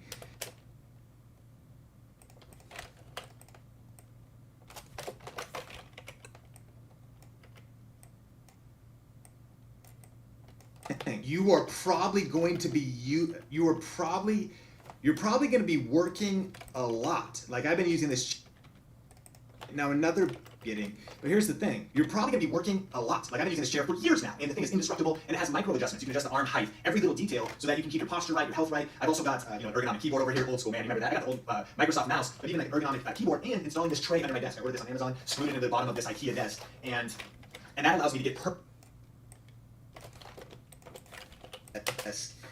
allows me to get perfect ergonomics while I'm sitting here in my desk to be able to work longer without straining my arms or hurting my body or getting. All right, so now let's. Okay, so one note. All right, now one of the tips we shared in the first video was when I'm in front of the video, I had the shotgun mic pointed at me, but when I got behind the camera, I had the shotgun mic pointed back at me, but I was speaking like right into it. So the audio is a little bit louder. So what we're gonna do here in Premiere is I'm just gonna go audio gain -3 for now. And that'll let us go a little bit more quiet. All right, so now let's check out the bookshelf. Now all this furniture is from IKEA. I got all this from IKEA. I got my desk over here from IKEA. We moved to Vegas a few years back and just found the ultimate Craigslist deal. And I got all of this stuff for, I wanna say like $600 or something, just ridiculous, this little guy. And so that's kind of all the furniture. But over here, that's also an IKEA bookshelf. And so you can see, I think that lifelong leaders are lifelong learners. I read a lot of books. I love to always be leveling up and working on myself. And then, just various decor ideas. This is from a South Africa trip. Another thing that I love is actually having atmosphere. A lot of plants, if possible, have them be real. And so you got succulents around here, got some up here as well. This guy right here, by the way, is the Influence Income Impact poster, just made custom online. That's the Video Influencers tagline. A couple Kajabi pins for being in the 1 million club and hitting a couple targets in our business. Super pumped about those. And some other, about those. And some other, even some more vibes. We've got a little, and then even some more vibes. Got the doTERRA. Next up, all right. Next up for design ideas, let's talk about light. I think that hitting a couple targets in our business, super pumped about those. Next up for design ideas, let's talk about light. I think that, especially if you're gonna be creating content, it's nice to have a lot of different light, and also light helps you stay energized when working. And so over here, I've got kind of like a LED light from Amazon, changes colors, has a couple different brightness levels. Over on the other side, a little IKEA light there, I can flip that one on. I'm actually flipping on this light, I realized it wasn't even on right there, I got a little light there. And then I've also installed a couple lights, kind of just custom. I mean, nothing really fancy, obviously, the gnarly cables. These guys up here are on remotes, and so when I'm live streaming at this desk, or actually when I'm shooting videos in front of the desk, like with this as my background, and that guy up there is a little hair light that is controllable by this remote. See that? I can turn those guys off. Sorry for the backlit shot. But yeah, lighting, something to consider that can really change your office around is getting necessary. But yeah, lighting, something shot. But So as we're getting through this, a couple things to note. I'm cutting a lot of things out. I'm also trimming restatement of some things. I mean, I noticed that I keep rambling on, and I think, how far back can I go? Can I just, like, if I can cut it, like if it doesn't add to the story, you might as well cut it out. So I'm trying to be, videos should be as long as they need to be, but as short as possible. So always look for ways to slim them down and to try to honor people's time when it comes to the viewer. shot. And then let's talk about power.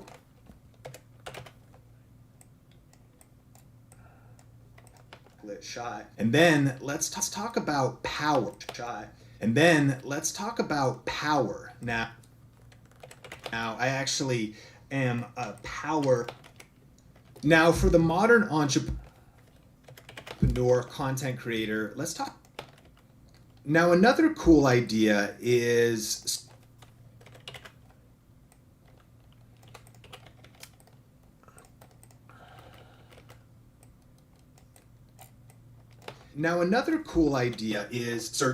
power supply. One of the hotkey I'm using is spacebar to stop and spacebar. One of the hotkeys that I'm using is spacebar to start and stop the video. Right. So I can do spacebar, L to speed up, and plus and minus to zoom in and out on the video. Now another cool idea is power supplies. Right. Now another cool idea for the modern entrepreneur is power supplies. This one shot. Now another cool idea for the modern entrepreneur and content creator is power supplies. This one right here, I've got plenty of outlets that I can get on top of my desk, as well as these USB ports. This is a cool one from Hockey with a quick charge for my iPhone right there. And you're gonna find those all over the office here. And there's another one over here from Hockey, the same one. And so I'll use this oftentimes as a place where I can charge stuff and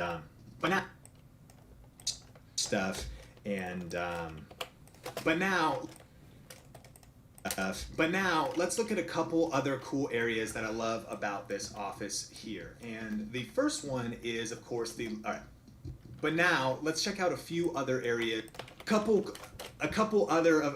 few of my other favorite spots from this office before we head out into the loft. A few of my other favorite spots from this office before we head out into the loft is the lens and camera wall right here. Being a tech reviewer, camera fanatic, and having done this for so long, I brought up, I've built quite the collection. I've built quite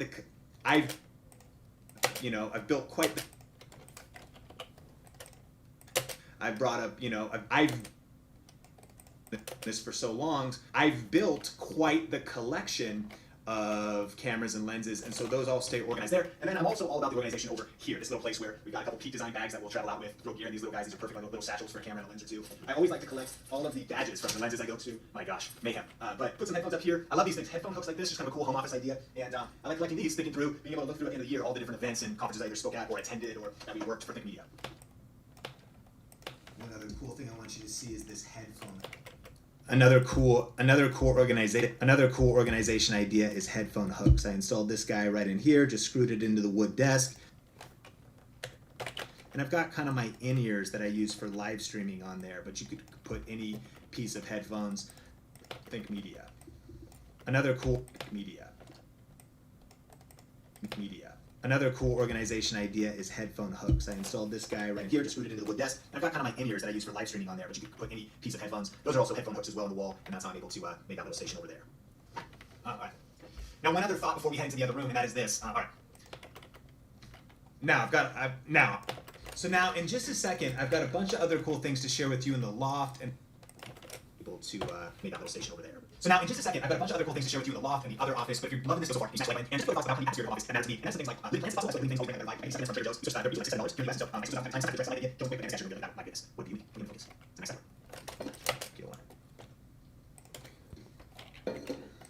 But I'm a big. All right. Okay, so for a quick update, you can see on our timeline here, we have basically from the intro, we have from the hook, we have the intro right there, and we've gone through all of this editing so far. Now, at this point in the video, I kind of make a joke about this little plant. So what I'm gonna do is add a bars and tone. This is gonna add, so that it goes into my project files right over here. I can drag it in here. And this is my favorite way to add like a quick comedy beep. And this is just built right into Premiere. See that? So, and then right after I say succulent, essentially. Focus. It's a nice succulent. That's a nice succulent. Beep. And then it kind of resets attention, a little bit of humor. Can we get them in focus? Look at that one. My goodness. My goodness. Delete all that. That's a nice succulent. Comic beep. Goodness. It's a nice succulent. Got that? All right, we'll keep going. But I'm a big atmosphere guy, and so I really wanted. But I'm a big atmosphere guy in natural light. But I'm a big atmosphere guy, in natural light if possible. I love sitting at this desk and doing live streams with this natural light from this window. Obviously, it's nice to look over the backyard, and I understand that our living conditions and the home office you have to work with are all varying and different, and maybe some things you can't change. But when possible, I like being on the second floor for the bigger vision of it. I like having the natural light. I like being able to look over the backyards, the living plants. I do a little essential oils, put a little water and some breathe from doTERRA in here, get the atmosphere right. And I just learned that when the office is, smelling good, looking good, bright, inspiring, man, that is when I do my best work. And so I'd love to hear from you some of those things that really put you in the creative zone. So let me know in the comments. So that's just a little Comments. All right, so that concludes this office.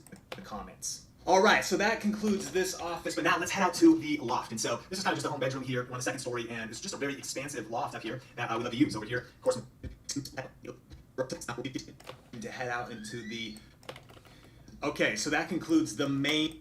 All right, so that concludes the main office, but we're really just getting started because now it's time to head out into the loft. And so this whole thing is based on the second story of our spot here. And so our living space is kind of downstairs, but mostly upstairs we're using for kind of business and YouTube stuff. A couple silver play buttons, pumps for the gold button coming to Think Media pretty soon. And then we've got more books, man, just obsessed with learning business, entrepreneurship, a little bit of decor. Myself too, myself one, right there, party clock, some of the posters, sorry, as well, love these ones, kind of backgrounds, decor. And in this main kind of area right here is one main Think Media cassettes. So I'm sitting on the couch, and we're all set up for it. I'm on the black stool right here, as I'm obsessed, you guys see how that looks, and it's right here, kind of what you're reading. And I mentioned charging stations everywhere, so when the team's over here working, I've got a little charging station right there, more books and stuff, we got one right here. And then one of my favorite home office design is a standing desk. I'm standing right now, let's just put this thing in elevation mode, kind of wise. And so I like to move, it's cool, standing desk, pretty huge. And I do those razors over there. I come up here and go to standing desk, working on emails, phone people, and everything like that. And a couple cool things to check out is one is food stand board right here. Love that feature, makes it easy to fall asleep. So I can actually stand on this food stand board at my standing desk. And I've also got the view side super side monitor. This one's very cool. I think I use teach off, so it's not just a way to take a MacBook and go two screens, but something that I can actually share my screen film. So this is kind of set here as well. That's kind of set multi-purpose, user screen, things like that. Now let's check out a few of But let's keep going and check out some more of the office. A few of but now let's check out like that. But now let's check out. But let's keep going and check out some more of the office. So if there was one favorite feature, be this Marshall. If you were to ask me about one of my favorite features of this whole office, it would be this Marshall refrigerator. And in here, you're gonna find a collection of soda water. Sometimes we've got energy drinks and stuff, but it's pretty much all sparkling water. But very cool feature that I think is actually available on Amazon. Man, I'm in love with it. I get a lot of questions about it, so definitely check that out if you want. Link in the description below. And speaking of charging stations, there's a power strip right there. There's actually one that is hidden right behind there that we can pull out for lighting right here. And then we got a little tower over here as well with the Aki. This is where a lot of the gear happens. And not super clean. Another headphone hook, cool deal there. For the standing desk, you gotta have a little decor vibes as well. Candle for the fragrance. And because it's both and.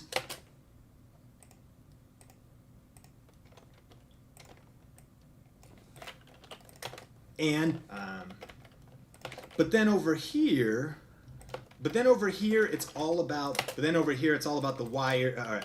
But then over here, we always like to have our USB-C cables, all the different tools for whatever kind of. But then over here, we always like to have our batteries.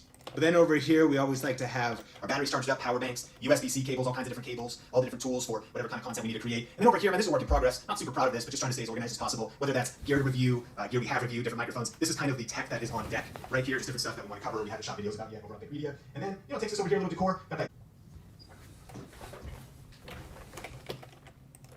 stuff that we want to cover. We haven't shot videos about. We share, but let's keep going and check. If you were to ask me about below, and speaking of charging stations, there's a power strip right there as well. Candle for the as well. Candle for the fragrance, and because it's both and. But then over here we always like to have our batteries charged up, power banks, USB-C cables, all cool grid that we got from Urban Outfitters. This guy right here, gift from my mom, a movie reel. Hey, you got the movie reel. And not that you asked, but this right here is the restroom for the office. And so we kind of tried to tie it all together. Somebody decorated this, my wife, a little bit of that triangle vibes. And that kind of takes us, and that basically, all right. And so far you have seen the vibes, and that kind of takes us, and so far you have seen, and not that, and, but then over here we always like to have our batteries charged up, power banks, USB-C cables, all kinds of different cables, all the different tools. For my mom, a movie reel. And not that you asked, but this right here is the restroom for the office. And so we kind of tried to tie it all together. Somebody decorated this, my wife, that's triangle vibes. And so far you've seen the bulk of the office. We're here in the loft. We've got all this gear set up. We've done work here, and lots of this here. Sorry, but there is one other office I'll show you. This is work in progress, and so let's go to the next. All right, so let's check. Okay, so let's just check out the second office and prepare yourself, because this one is a work in progress. Right now, Kyle and Omar are hiding away as I'm shooting this video. And in here, now we got another standing desk. We got some gear. We're actually building out a podcast studio. I got my King Flip board over here where I can do some training. We use this room a lot for just storage in general from various light kits and tech we need to review. But we're working on doing some paint, probably some shelving, getting some podcast recording and video shooting, recording ready for that office. So that'll be coming in the future. And 3, 2, 1. All right, so a quick check-in here. We basically have all of our A-roll, right? I told the story from beginning to end of walking people through the office tour. So now it's all laid out in the timeline up until this point. I did shoot the outro with a different lens, a little bit of a blurry background to kind of switch things up, just to show kind of the full use of the M50 as a kit. Hey, and so much for checking in. let me just cut to that outro. I think I can see it right on here. So, hey, again, I'm looking at the WAV file. You see how much I messed up, like 1, 2, or 3 times, and then eventually I know that when I start, the last time is the time I got it right? So I can always just get rid of the beginning of all that stuff, and then. So thanks for coming along with me for a quick tour through the Think Media offices. If you want to see any of the various decor or products that I mentioned, I'll put a complete list in the YouTube description below, so go ahead and check that out. If you got value out of this video, smash the like button. And then also, if you have any questions about any of the home office things that I didn't cover or something in the background that you saw, please post those in the comments. And also, let me know what some of your favorite home office decor ideas are that keep you inspired and productive. Subscribe if you're not subscribed. Thanks again for checking out this video, and I'll see you in the next one. Peace. Boom. And there's the whole video. So look what we've done. We've got the whole A-roll laid down. And then the next thing I'm gonna do really quick is create the end card. So I'm gonna open up Photoshop to do this. Now, I've already spent the time building a template, which allows me to have the subscribe button up there. Remember that when you have an end card on YouTube, it can be a maximum of 20 seconds. So I already have this template created, so I'm just going to change the top video call to action that will end up on this video.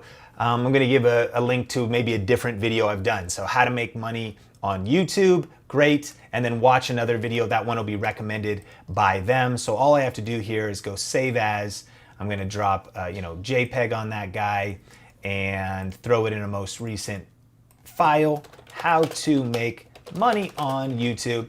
And watch how cool this is. Now all I have to do is drop in this end card into my timeline, and that'll be the outro of the video. Ideas are that keep you inspired and productive. Subscribe if you're not subscribed. Thanks again for checking out this video, and I'll see you in the next one. Peace. Now, so I've dropped the end card in there. It doesn't need to be up there for the entire time. I usually only want it up there like 10 seconds or so.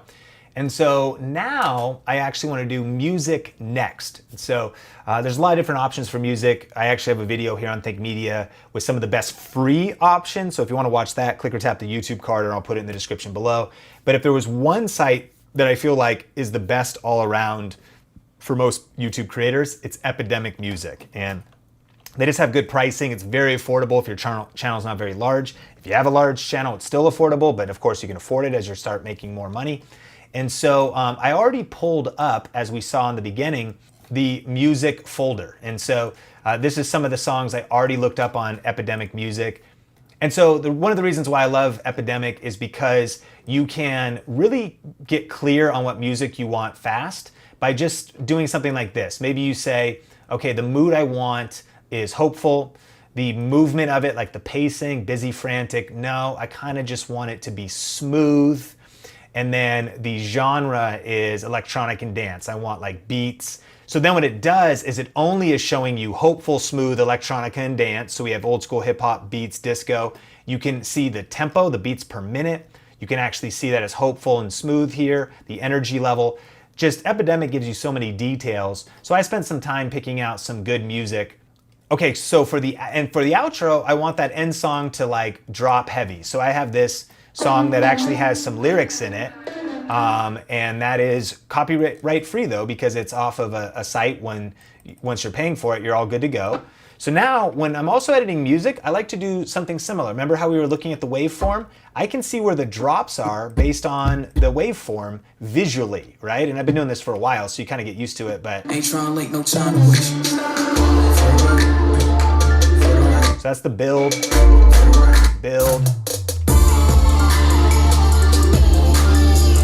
So there's the drop, and that's exactly what we want for the outro. And so it's a little loud. I'm actually gonna go -5 on this guy. And then what I wanna do is see the exact drop. There's the exact end card. Waveform wise, there's the exact drop right there-ish. Go back a little. And this has kind of some beats. Nice. So I'm gonna fade that up. So we're gonna jump over here into effects in Premiere, audio transitions, and constant gain. It's kind of weird. You'd think it'd be like crossfade or fade in. It's actually called constant gain. Peace.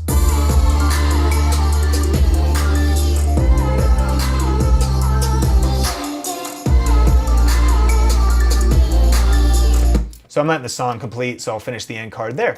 And that's kind of it, right? So we got the music in the end. What we're also gonna do now is now drop some music in the beginning. And for this edit, I'm not gonna go super in depth. I would normally go back through, maybe take out dead spots, do more editing. You could do music throughout, but we're probably just gonna do music in the beginning and the end. And so let's drop a little intro song and we'll mix it in. Okay, so you also heard it there. There's like a little swooshes, little ramp ups or whatever. And if you actually want to see the songs I use and check out Epidemic Music, I'll put some links in the description below so you can see those. But again, visually here, we can see this.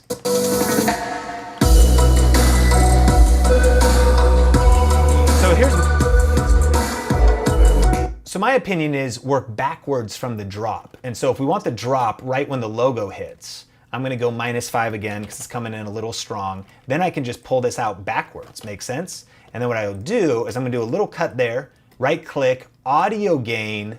I'm gonna go -18. So I don't want this music to overpower my vocals. So then watch this, here we go. If you're looking for some home office design ideas, you're gonna love this video. My name is Sean Cannell, and I've been a full-time entrepreneur for over 4 years now, freelancing well before that, and working from a home office. So a couple things here again. In editing, I would probably go in and mix the audio more. I'm gonna turn this audio up a little bit. This could probably have like a 4. This video, and keep in mind, one thing you wanna look at on Premiere is on the right side, there's waveforms. So see these waveforms right here? What you don't want that to ever peak. So you wanna mix that, and you can even get deeper into your audio if you click the audio tab and see how loud your music is. That's audio 3 compared to how loud your voice is. And then you think about the human ear, if those levels are the same, dude, people can't hear you. The music's overpowering. So you may pull the music down.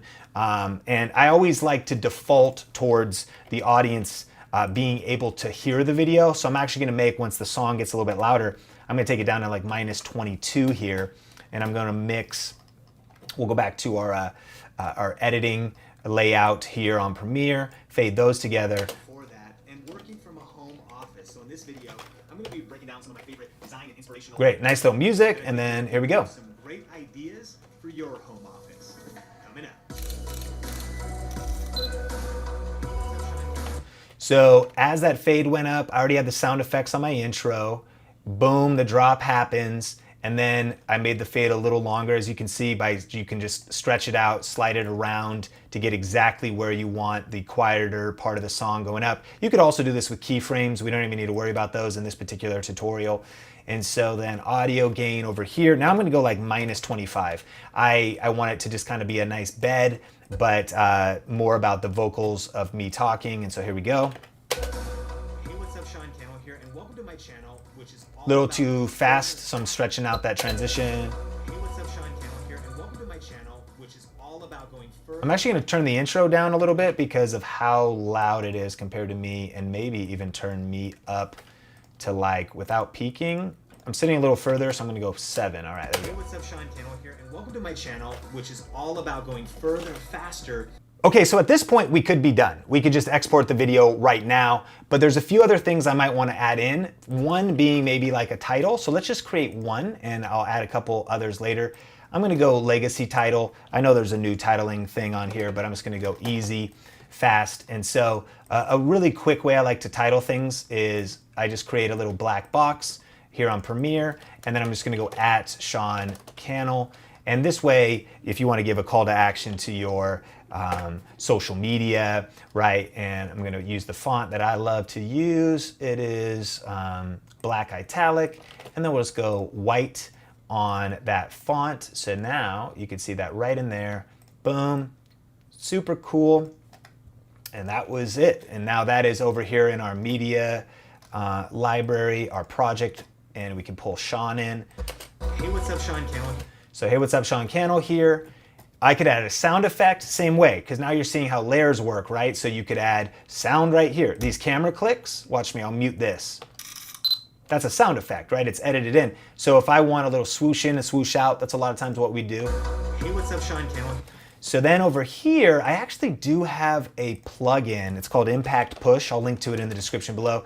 It kind of gives you like a nice, not just like a heart, see, it gives you like a motion blur on your animations. And if I click effects here, I want it to come in from the left. Sean Cannell here, and welcome. That's, wow, that was a long journey all the way. I want it maybe from the right then, I guess. Sean Cannell here, and welcome to my There channel. you go. So, okay.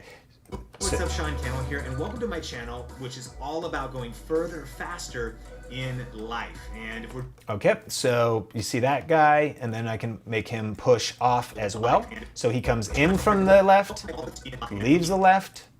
I don't know why it actually says right, so whatever. What's up, Sean Cannell here, and welcome to my channel, which is all about going further, faster in life. And Okay, so that is basically the full edit, which brings us to actually the export. And so what I'm gonna do is mark out, I'm saying that I want everything underneath this to be exported, but we're actually gonna do that in part 4 of this video. So I'll tell you all about how you can watch that in just a second. All right, so a few other things that I did after I finished the edit here was I added in some B-roll, right? So the A-roll is on that video layer 1 inside of Premiere. And then what I did was I added B-roll on top of that at the points where I talked about it. So I just took a few moments to do that, made a few tweaks to the audio, and besides that, our next step now is to export the video and upload it to YouTube. And that's what we're gonna be doing in part 4 of this series. So if you wanna check out the whole playlist and that next video, just click or tap the YouTube card or post it in the comments below. The mega video of all time continues. Man, if you're still here, let me know that you made it this far in the comments, and let's talk about some of the top questions from the Think Media community all about editing. Corey asks, what's the most efficient workflow, such as preset configurations, templates, having your intro, B-roll, etc., organized and accessible? You know, a couple things, Corey. I think number one, it's all gonna start on your actual hard drive itself. I like to make sure that I stay really organized as far as all of my music in one place, all of the B-roll in one place. I like to have my assets for a project, whether that's the intro, sound effects. When I say intro, I mean like the bumper. I use end cards. We call them end cards at Think Media. Well, that's what YouTube calls them. And it's just a little Photoshop image that we put at the end of the video that we can layer over the end screen elements that YouTube gives us access to. So keeping it organized on your hard drive, and then remembering that most editing softwares will allow you to save a template of one of your projects or a sequence, so that if your videos always have some of the same things, same bumper, maybe same intro song, same few sound effects, same lower thirds of your name and social media icons popping up on screen, you may only need to build that once and then always open up that project and then just drop in the elements that you shot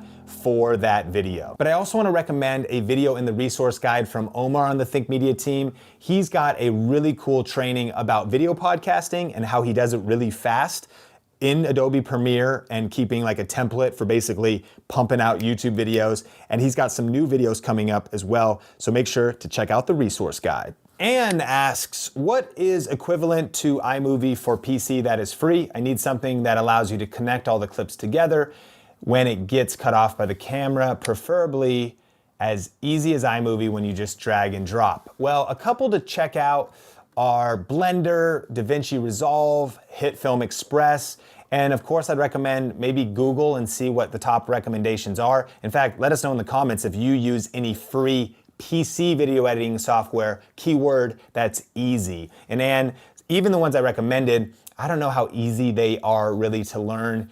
I know you're asking on PC, but I think the best video editing software to start with is iMovie if you can get access to a Mac, because it's simple, it works fast, it works with Mac. But check out some of the ones I recommended and then read the comments below, and we'll highlight any comments of some of the best recommendations for free PC video editing software that's easy. Braxton Nutt, good to see you, man. Thanks for the question. I use Final Cut Pro 10 and I'm struggling with Adobe Premiere Pro and AF. I think you mean After Effects. Do you have any classes, or which classes would you recommend? The two I'd recommend are LinkedIn Learning or Skillshare. In both cases, there are tutorials and training on each. They both have free trials, and so you can always jump into either of them. We'll put some details in the resource guide, and then eventually it becomes a paid trial. If you really wanted to be crazy, you could probably sign up for the free trial, crush it in a weekend, take a couple days off work, learn it, and then you could always cancel or just stick with those programs, because they both have a lot of tutorials about all kinds of great important software that we need as content creators. So Skillshare or LinkedIn Learning. Biscuits and Tea Gaming asks, I always struggle with sound editing. I never know whether my levels are right, music or no music. Any tips would be appreciated. Well, I definitely recommend, first off, to always edit with headphones or good studio monitors so you can be monitoring your audio, because audio is one of the most important parts of video. But the problem is, it's not just like what it sounds like to you. What you need to measure is the levels. The way to know your levels are right is to actually look at the levels. So in Premiere, what you will see, in any editing software should have this, is the audio level whenever you're playing your footage. Now, you may have recorded the audio too quiet in your camera. Maybe it's too loud. Hopefully it's not too loud, because that's when the audio is blown out or distorted. But then you bring your audio in and you're like, oh shoot, all the audio is like minus 24 dB. It's very quiet. Here's where you want it to be. You want it to be in this range of -3 to -6, really -12, but I like to be right in here without peaking. If you go too high, then it's called peaking and it'll hit this red. So here's Premiere again showing you your levels, right? And if you're hanging out in this area, in this kind of orange yellow area, then levels are good. And if you go too high, then you need to reduce down those levels. And the next thing I'd say is, make sure that you just mix your audio based off the A-roll, typically the voice of your subject. That's the most important part, I think. It's the storytelling, it's the teaching, and music should be complementary, never overpowering. We call it the grandma rule here at Think Media. And for us, that simply means that if grandma was watching the video, that she would not think that the music is too loud and overpowering the vocals. And so we'd rather play it on the safe side. All you Zoomers out there, you might want your music pumping a little bit harder. But for us, we just think, is it a little bit too loud? Let's go even quieter than that. Is it a little bit music is kind of overpowering the vocals? Let's go a little quieter. Now, when the vocals stop, ramp the music up. Music provides energy. Music provides momentum. Music provides emotion. But we never want the music or any other element, sound effects or anything, to overpower, or any element to distract from the message and the story that you're trying to tell. So edit on headphones, edit on some studio monitors, watch your levels, and practice, practice, practice, because audio editing and video editing is an art. All right, Mr. Dan asks, how do I do time lapse and split screen? Well, actually, Mr. Dan, we've got a video on how to do time lapses simply, and so I'll put that in the resource guide in the comment section below. Split screen is going to depend on your video editing software, and so for specific tips like that, without the time in this Q&A to go into it, I encourage you, do that search, and here's how you would search it on YouTube. The thing that you want to do and the software that you are editing with, and Google as well, right? So you might do Premiere Pro split screen and then see if there's any tutorials out there. And if there isn't a specific tutorial on what you want to learn, then definitely check out a deeper training from like LinkedIn Learning or Skillshare. My friends, we've come this far, but our journey is not complete yet. We've learned how to film our videos. We're learning about thumbnails. We've learned how to edit our videos, but we've got another step. And now we need to export that video and upload it on YouTube. And that's what part 4 of this series is all about. And then after that, I've got more questions to answer. And so I hope you're still buckled up. I hope you've got your second or third drink or lunch by this time, or dinner, depending on what time zone you're in. But now, let's get into video number 4. So here we go. So what are the best settings for YouTube? You know, it can be kind of confusing and frustrating to figure out the best settings from your video editing software for your video export. So in this video, we're gonna be looking at the best recommended YouTube settings, plus I'm gonna show you exactly how I export a video from Adobe Premiere and upload it on YouTube coming up.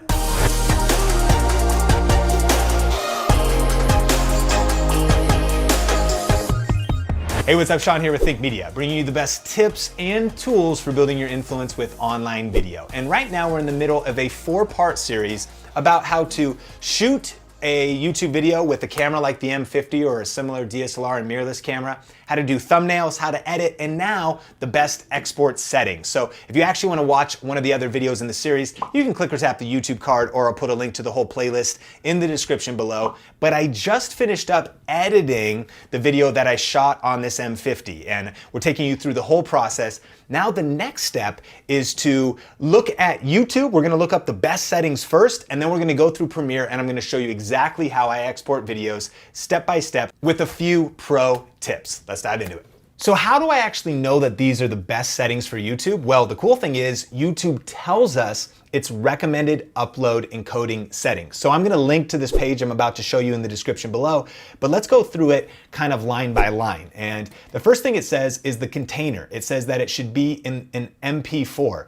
And this is something a lot of people miss. A lot of times people put out like MOVs and other files, which will be fine, but sometimes they take longer to process, they might not look right. So you might as well upload like the best format, and so it's an MP4 format. Next is the audio codec. We're not gonna worry too much about that, but that one is recommended there. Next is the video codec, and it's kind of fancy stuff. Here's the thing, you don't need to understand it, just like use it as a checklist, right? So the video codec is H.264, and then it gives you some more stuff, but we can collapse these windows.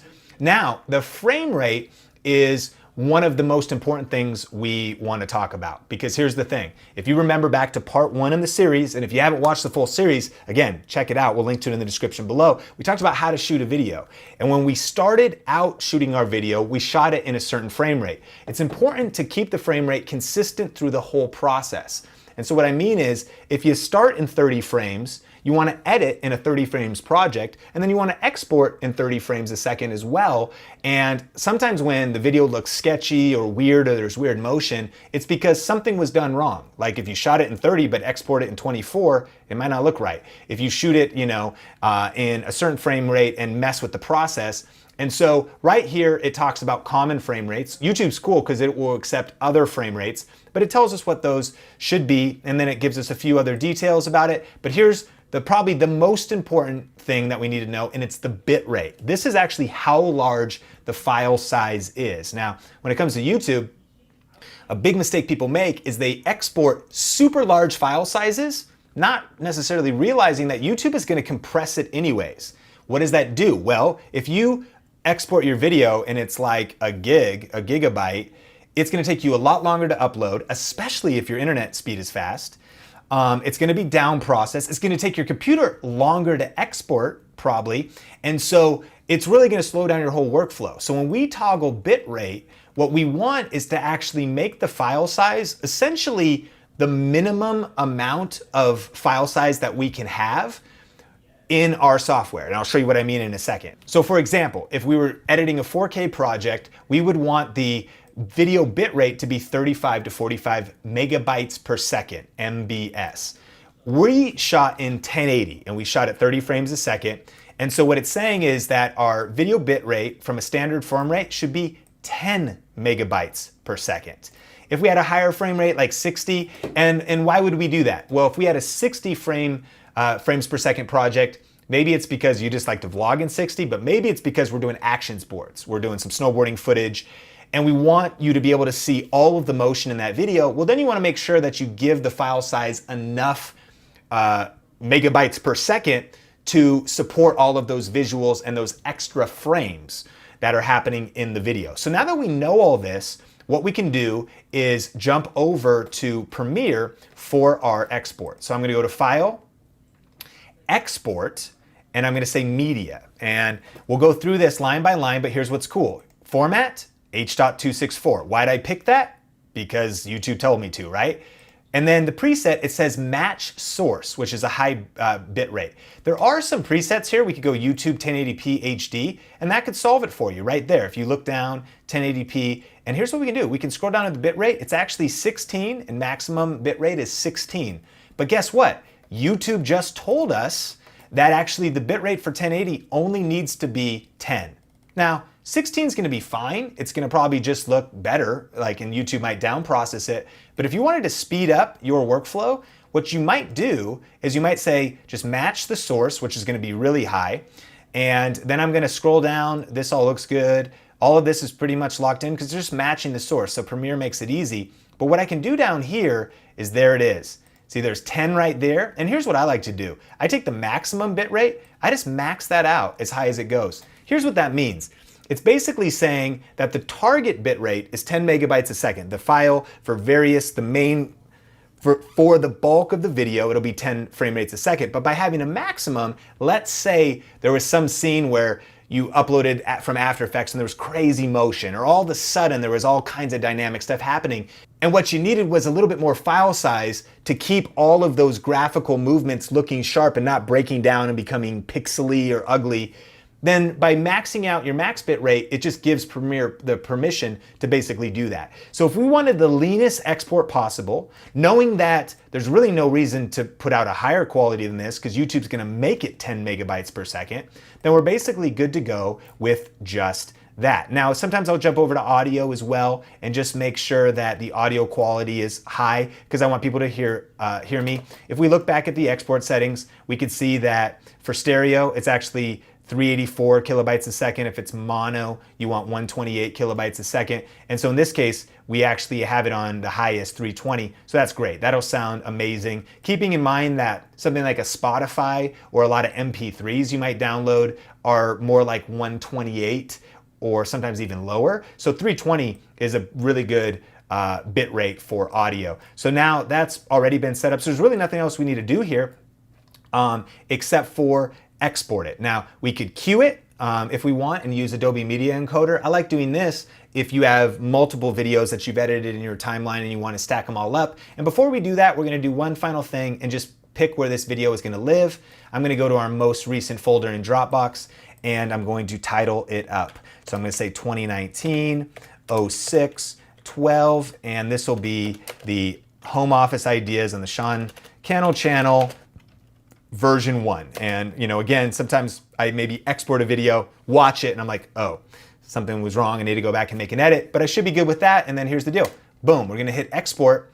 And now it's going to render through that video, process through that video. Now let's actually just take a quick step back before we click that export button, and that is this. When you wanna export a video from a Premiere timeline, you wanna make sure that this area right up here is starting at the beginning of the video and is ending right as the video ends. And so another way to do that is you can actually right click right at the end of the video and you could say mark out. This is your out point. So there's an in point, there's an out point.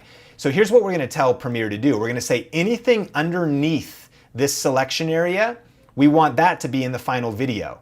If you've ever had a video with like extra black at the end, it's because this was like this and this would just be dead space. Or if you've ever had a video with like unnecessary stuff in the beginning, it's maybe because of not having those in and out points set right. And actually, let's say I was to move my file, let's say you had like some weird B-roll over here and a bunch of other footage over here. If you just put your in and out points basically at the front, no matter where your content is on the timeline, then it's gonna export this video. Makes sense? So I'm gonna just ripple delete that again, take this back to the beginning of the timeline. And so that is the area, and I'm pressing plus and minus to zoom in to make sure I'm right at the end of that video. Great. And then I can go to the beginning, zoom in and make sure that it's right at the beginning. So now we're fully ready to export this video. All right, now that the video is fully exported, we're ready to upload it to YouTube. So I have my file folder here with the final files. You also see this is the thumbnail that we designed in part 2 of this video series. If you actually want to see my process where I show how to do this in Photoshop, just click or tap the YouTube card and you can go watch that video. And then I also mentioned that sometimes I do an export and there's maybe something wrong. So I actually ended up with 2 versions of this video. So just a tip, I played this back and then I was like, okay, let me tweak some things.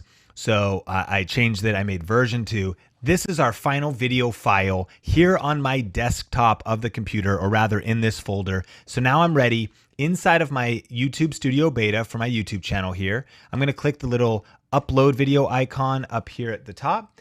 And it's pretty straightforward. All I need to do is drag this video right over to the upload and it's gonna upload it here on YouTube. Now, a huge thing that I would recommend that we don't have time to cover in this video is this is where everything starts. I mean, the title, the description, the tags, of course, the thumbnail that we talked about in part 2. This is everything if you want to get your video discovered. Remember, content is king, but marketing is queen, and she runs the household. So if you actually want to learn about mastering the marketing of YouTube, the title, the description, the tags, even topics, and some of the best ways to get views and subscribers, check out my free masterclass at thinkmasterclass.com, or I'll also link to it in the description below. Boom. All right, now our video is exporting and going on YouTube. But here's the thing. This brings us to the end of our 4-part series, but really the beginning of what I believe is the most important part of our YouTube journey, and that is the strategies. That's the kind of things that you do after you upload the video, the titles, the description, the tags, and all of that kind of stuff. So if you've been loving this series and you want some more training about how to actually get views, optimize your videos, and some of those next steps, I have a free masterclass, and it's about an hour long, and I walk you through exactly my strategies for how I title videos, position videos so they get massive views, and that's how I was able to quit my job and go full-time on YouTube. So if you want to watch that, it's at thinkmasterclass.com, or I'll post a link to it in the description below. You can watch it free for a limited time. Normally it's a part of some of our advanced courses that we have students that go through to learn YouTube at a higher level, but you can watch it free for a limited time, so check it out in the description below. What a journey we've been on together. What a saga. The Think Media Chronicles of YouTube video production. And we've got more questions to answer from you in the Think Media community all about uploading and the process of getting more views on your videos. So let's just jump into them. Avisha Vlogs asks, I use Shotcut and sometimes it takes 50 to 60 minutes to export a 10-minute video, while when I export a video of 1 minute or less, it takes less than 1 minute to export. Thanks so much for the question. I checked out some of your videos and you are a great artist. And here's a few thoughts when it comes to exporting videos. There's a lot of factors. First of all, your software. I don't know much about Shotcut. That's another free software recommendation, by the way, Think Media. But sometimes the software itself might be slower when exporting videos. That doesn't probably explain the discrepancy, but that's one thing to consider. The next thing is the video file size itself. 4K can take longer to export than 1080p, and the actual video codec can slow down exporting. So some cameras shoot in AVC HD. Sometimes GoPro footage, old school GoPro footage used to be harder to export than smoother footage from a DSLR or MP4. And I know that's all kind of confusing terms, but like the file format itself can slow down the export. Next, if you stack different layers of clips on top of each other, if you've got different B-roll or effects will slow down the export. If you make something blurry or you add color grading, all of that can slow down the export as well. My thing is that maybe Shotcut doesn't have a problem with the quick export, but when you throw 10 minutes at it, maybe it bogs down. When it comes to exporting, you really just need to test, and if you want to speed exporting up, think about everything I just mentioned in terms of your video workflow, the file size, the codecs. Think about investing in a faster machine eventually if you want faster exports, and then think about your software itself. Just changing your software could lead to a faster export. And one other thought about that is I've learned that Mac is oftentimes the fastest when you combine like a Mac computer with Mac software. Why? Because the computer company manufacturer also made the software. So iMovie, Final Cut Pro 10 meets a Mac computer together fast, where even if you go Mac computer Premiere Pro, it's not as fast. It still can be fast, but like it's a different software producer than the hardware producer. So I threw a lot at you just now. It's a combination of a lot of things. Test, experiment, read forums, watch YouTube videos, and make sure you're subscribed here at Think Media for more tips, and we can do some dedicated videos on this very topic. Sebastian asks, I shoot on the EOS R, and I heard Maddie say when he uploads on the R, he films in 1080p, edits in 1080p, but uploads in 4K because of the R's nitrate or something. How legit is this? Also, can it be done in Final Cut Pro? It's easy to do from Premiere Media Encoder, but I wonder on Final Cut since it's not my primary editor. Thank you. First thing, I'm not sure about the R nitrate. However, there is some intelligence to actually uploading in a higher resolution, even if you didn't shoot in that higher resolution. One reason why is YouTube will actually give you a higher bitrate, meaning theoretically and even truthfully, your 1080 will be better in 1080 and even in 4K if you export it in 4K when you upload it to YouTube. The same is true about 1080 60 frames a second versus 1080 30. YouTube gives more of a bit rate to the file when it's larger. Bottom line, that it's kind of a hack. It's also kind of a hack to trick YouTube into the fact that the video is 4K. They're not gonna know the difference. It is 4K. It's just 1080p up processed to 4K. And so besides the nitrate question, I think that it's a smart move regardless for those that are still tracking with me. Next, can it be done in Final Cut Pro? I don't know. I'm not a Final Cut Pro user, so I'd probably Google that and see if it's possible. It's certainly possible in Premiere, but here's another alternative.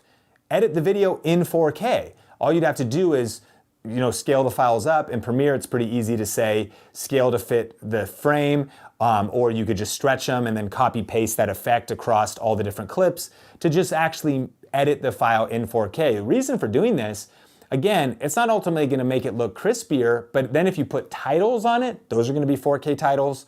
If you maybe pull images in, the images, they're all gonna be stretched to 4K. So that final export will be in 4K. Then you throw it on YouTube, it's gonna be in 4K. But a lot of people are gonna probably watch it in like 480, 720, or 1080, and it'll look better overall. We just got super geeky. So if you're still with me, smash the like button. If you're this far in the video, tell me in the comments that you're this far in the mega video. And let's take a commercial break right now so you can check out Grow with Video Live, our annual event that we have here in Vegas. Because guess what? Live in Vegas with me is going to be the whole Think Media team. We'll have Kyle and Omar and Tony and Nolan. And we use different software. Some people are editing on Final Cut and they know these tips, and some people are editing on Premiere. So if you want to network with other purpose-driven creators and entrepreneurs, and you want to kind of, take your video game to the next level, not just technically, but strategically, and what's working to get views on YouTube, on LinkedIn video, on Instagram, all those things, check out growwithvideolive.com. Roll the ad break, and I'll be back for some more questions in a second. Tickets are on sale now for Grow with Video Live 2020. Get all the details and claim your ticket before it sells out at growwithvideolive.com. Jenny asks, are the YouTube export options in Adobe any good? Jenny, I would say yeah, they are a shortcut to just getting the best export settings for YouTube. Adobe's probably looked into that. And what Jenny's referring to here is that Adobe tries to make it easy for you by on the drop-down window saying, select 720p for YouTube, 1080p for YouTube, 4K for YouTube. And so if you want to just keep it simple, you could select those. However, in the video I just showed, all the settings that I did, if you want to follow those step by step in Premiere, then those are really good as well. They're based on some of my other research and just kind of coming up with the ideal export settings based off of YouTube's recommended settings. So I'd say this, Jenny, in either case, your videos should look great. So Splish Splash asks, do you back up all of your exports even after uploading? Even so, how many hard drives do you have? Yes, those original exports of all the videos are somewhere. Do I know where they are? I don't know. These days, we are a decentralized unit of renegade media creator savages at the Think Media team. Over here, if you look, we've got, I don't know, piles of hard drives. I've got these 3. This one came from LA. Nolan uses that one. We got all these ones. In the other room, we've got NAS, network attached storage. We're supposed to use that to drop all of the collective of our backed up footage. That means our original footage as well as our export footage on there. We got a Dropbox. We got a lot of stuff on there as well, but not necessarily those final exports. We do think of YouTube as a place where a lot of times when we're editing, we'll still download the file off YouTube just because it's faster and edit that in. But of course, there's some quality loss on that. And so I think that where we are at Think Media, I started this channel 10 years ago shooting videos in my bedroom, and now fast forward a decade and it's grown into like this crazy company with like a bigger team that's kind of decentralized. And so how many hard drives do you have? A lot. How many hard drives do you need? As few as possible. I think what I would recommend is probably have some kind of a working drive. If we edit on a laptop, we really love the Samsung SDs that are light, they're fast, and you can just plug them right into USB-C or the new Thunderbolt PC. They're really fast as well. And that's a drive that you can really edit off of fast, especially if you're doing 4K. But then maybe you want a drive. I just sent a 6 terabyte older kind of Western Digital basic drive to LA with Nolan, just as a backup drive, just as a place to like have redundancy. And then eventually you want even more redundancy, meaning if it's only in one place, it's in no place. If you got 1, you got 0. If you got 2, you got 1. What? And it's in terms of the locations. Why? Because if you have a hard drive fail, what would happen to that footage? And so think about redundancy, think about backups, think about, do you even need it in the future?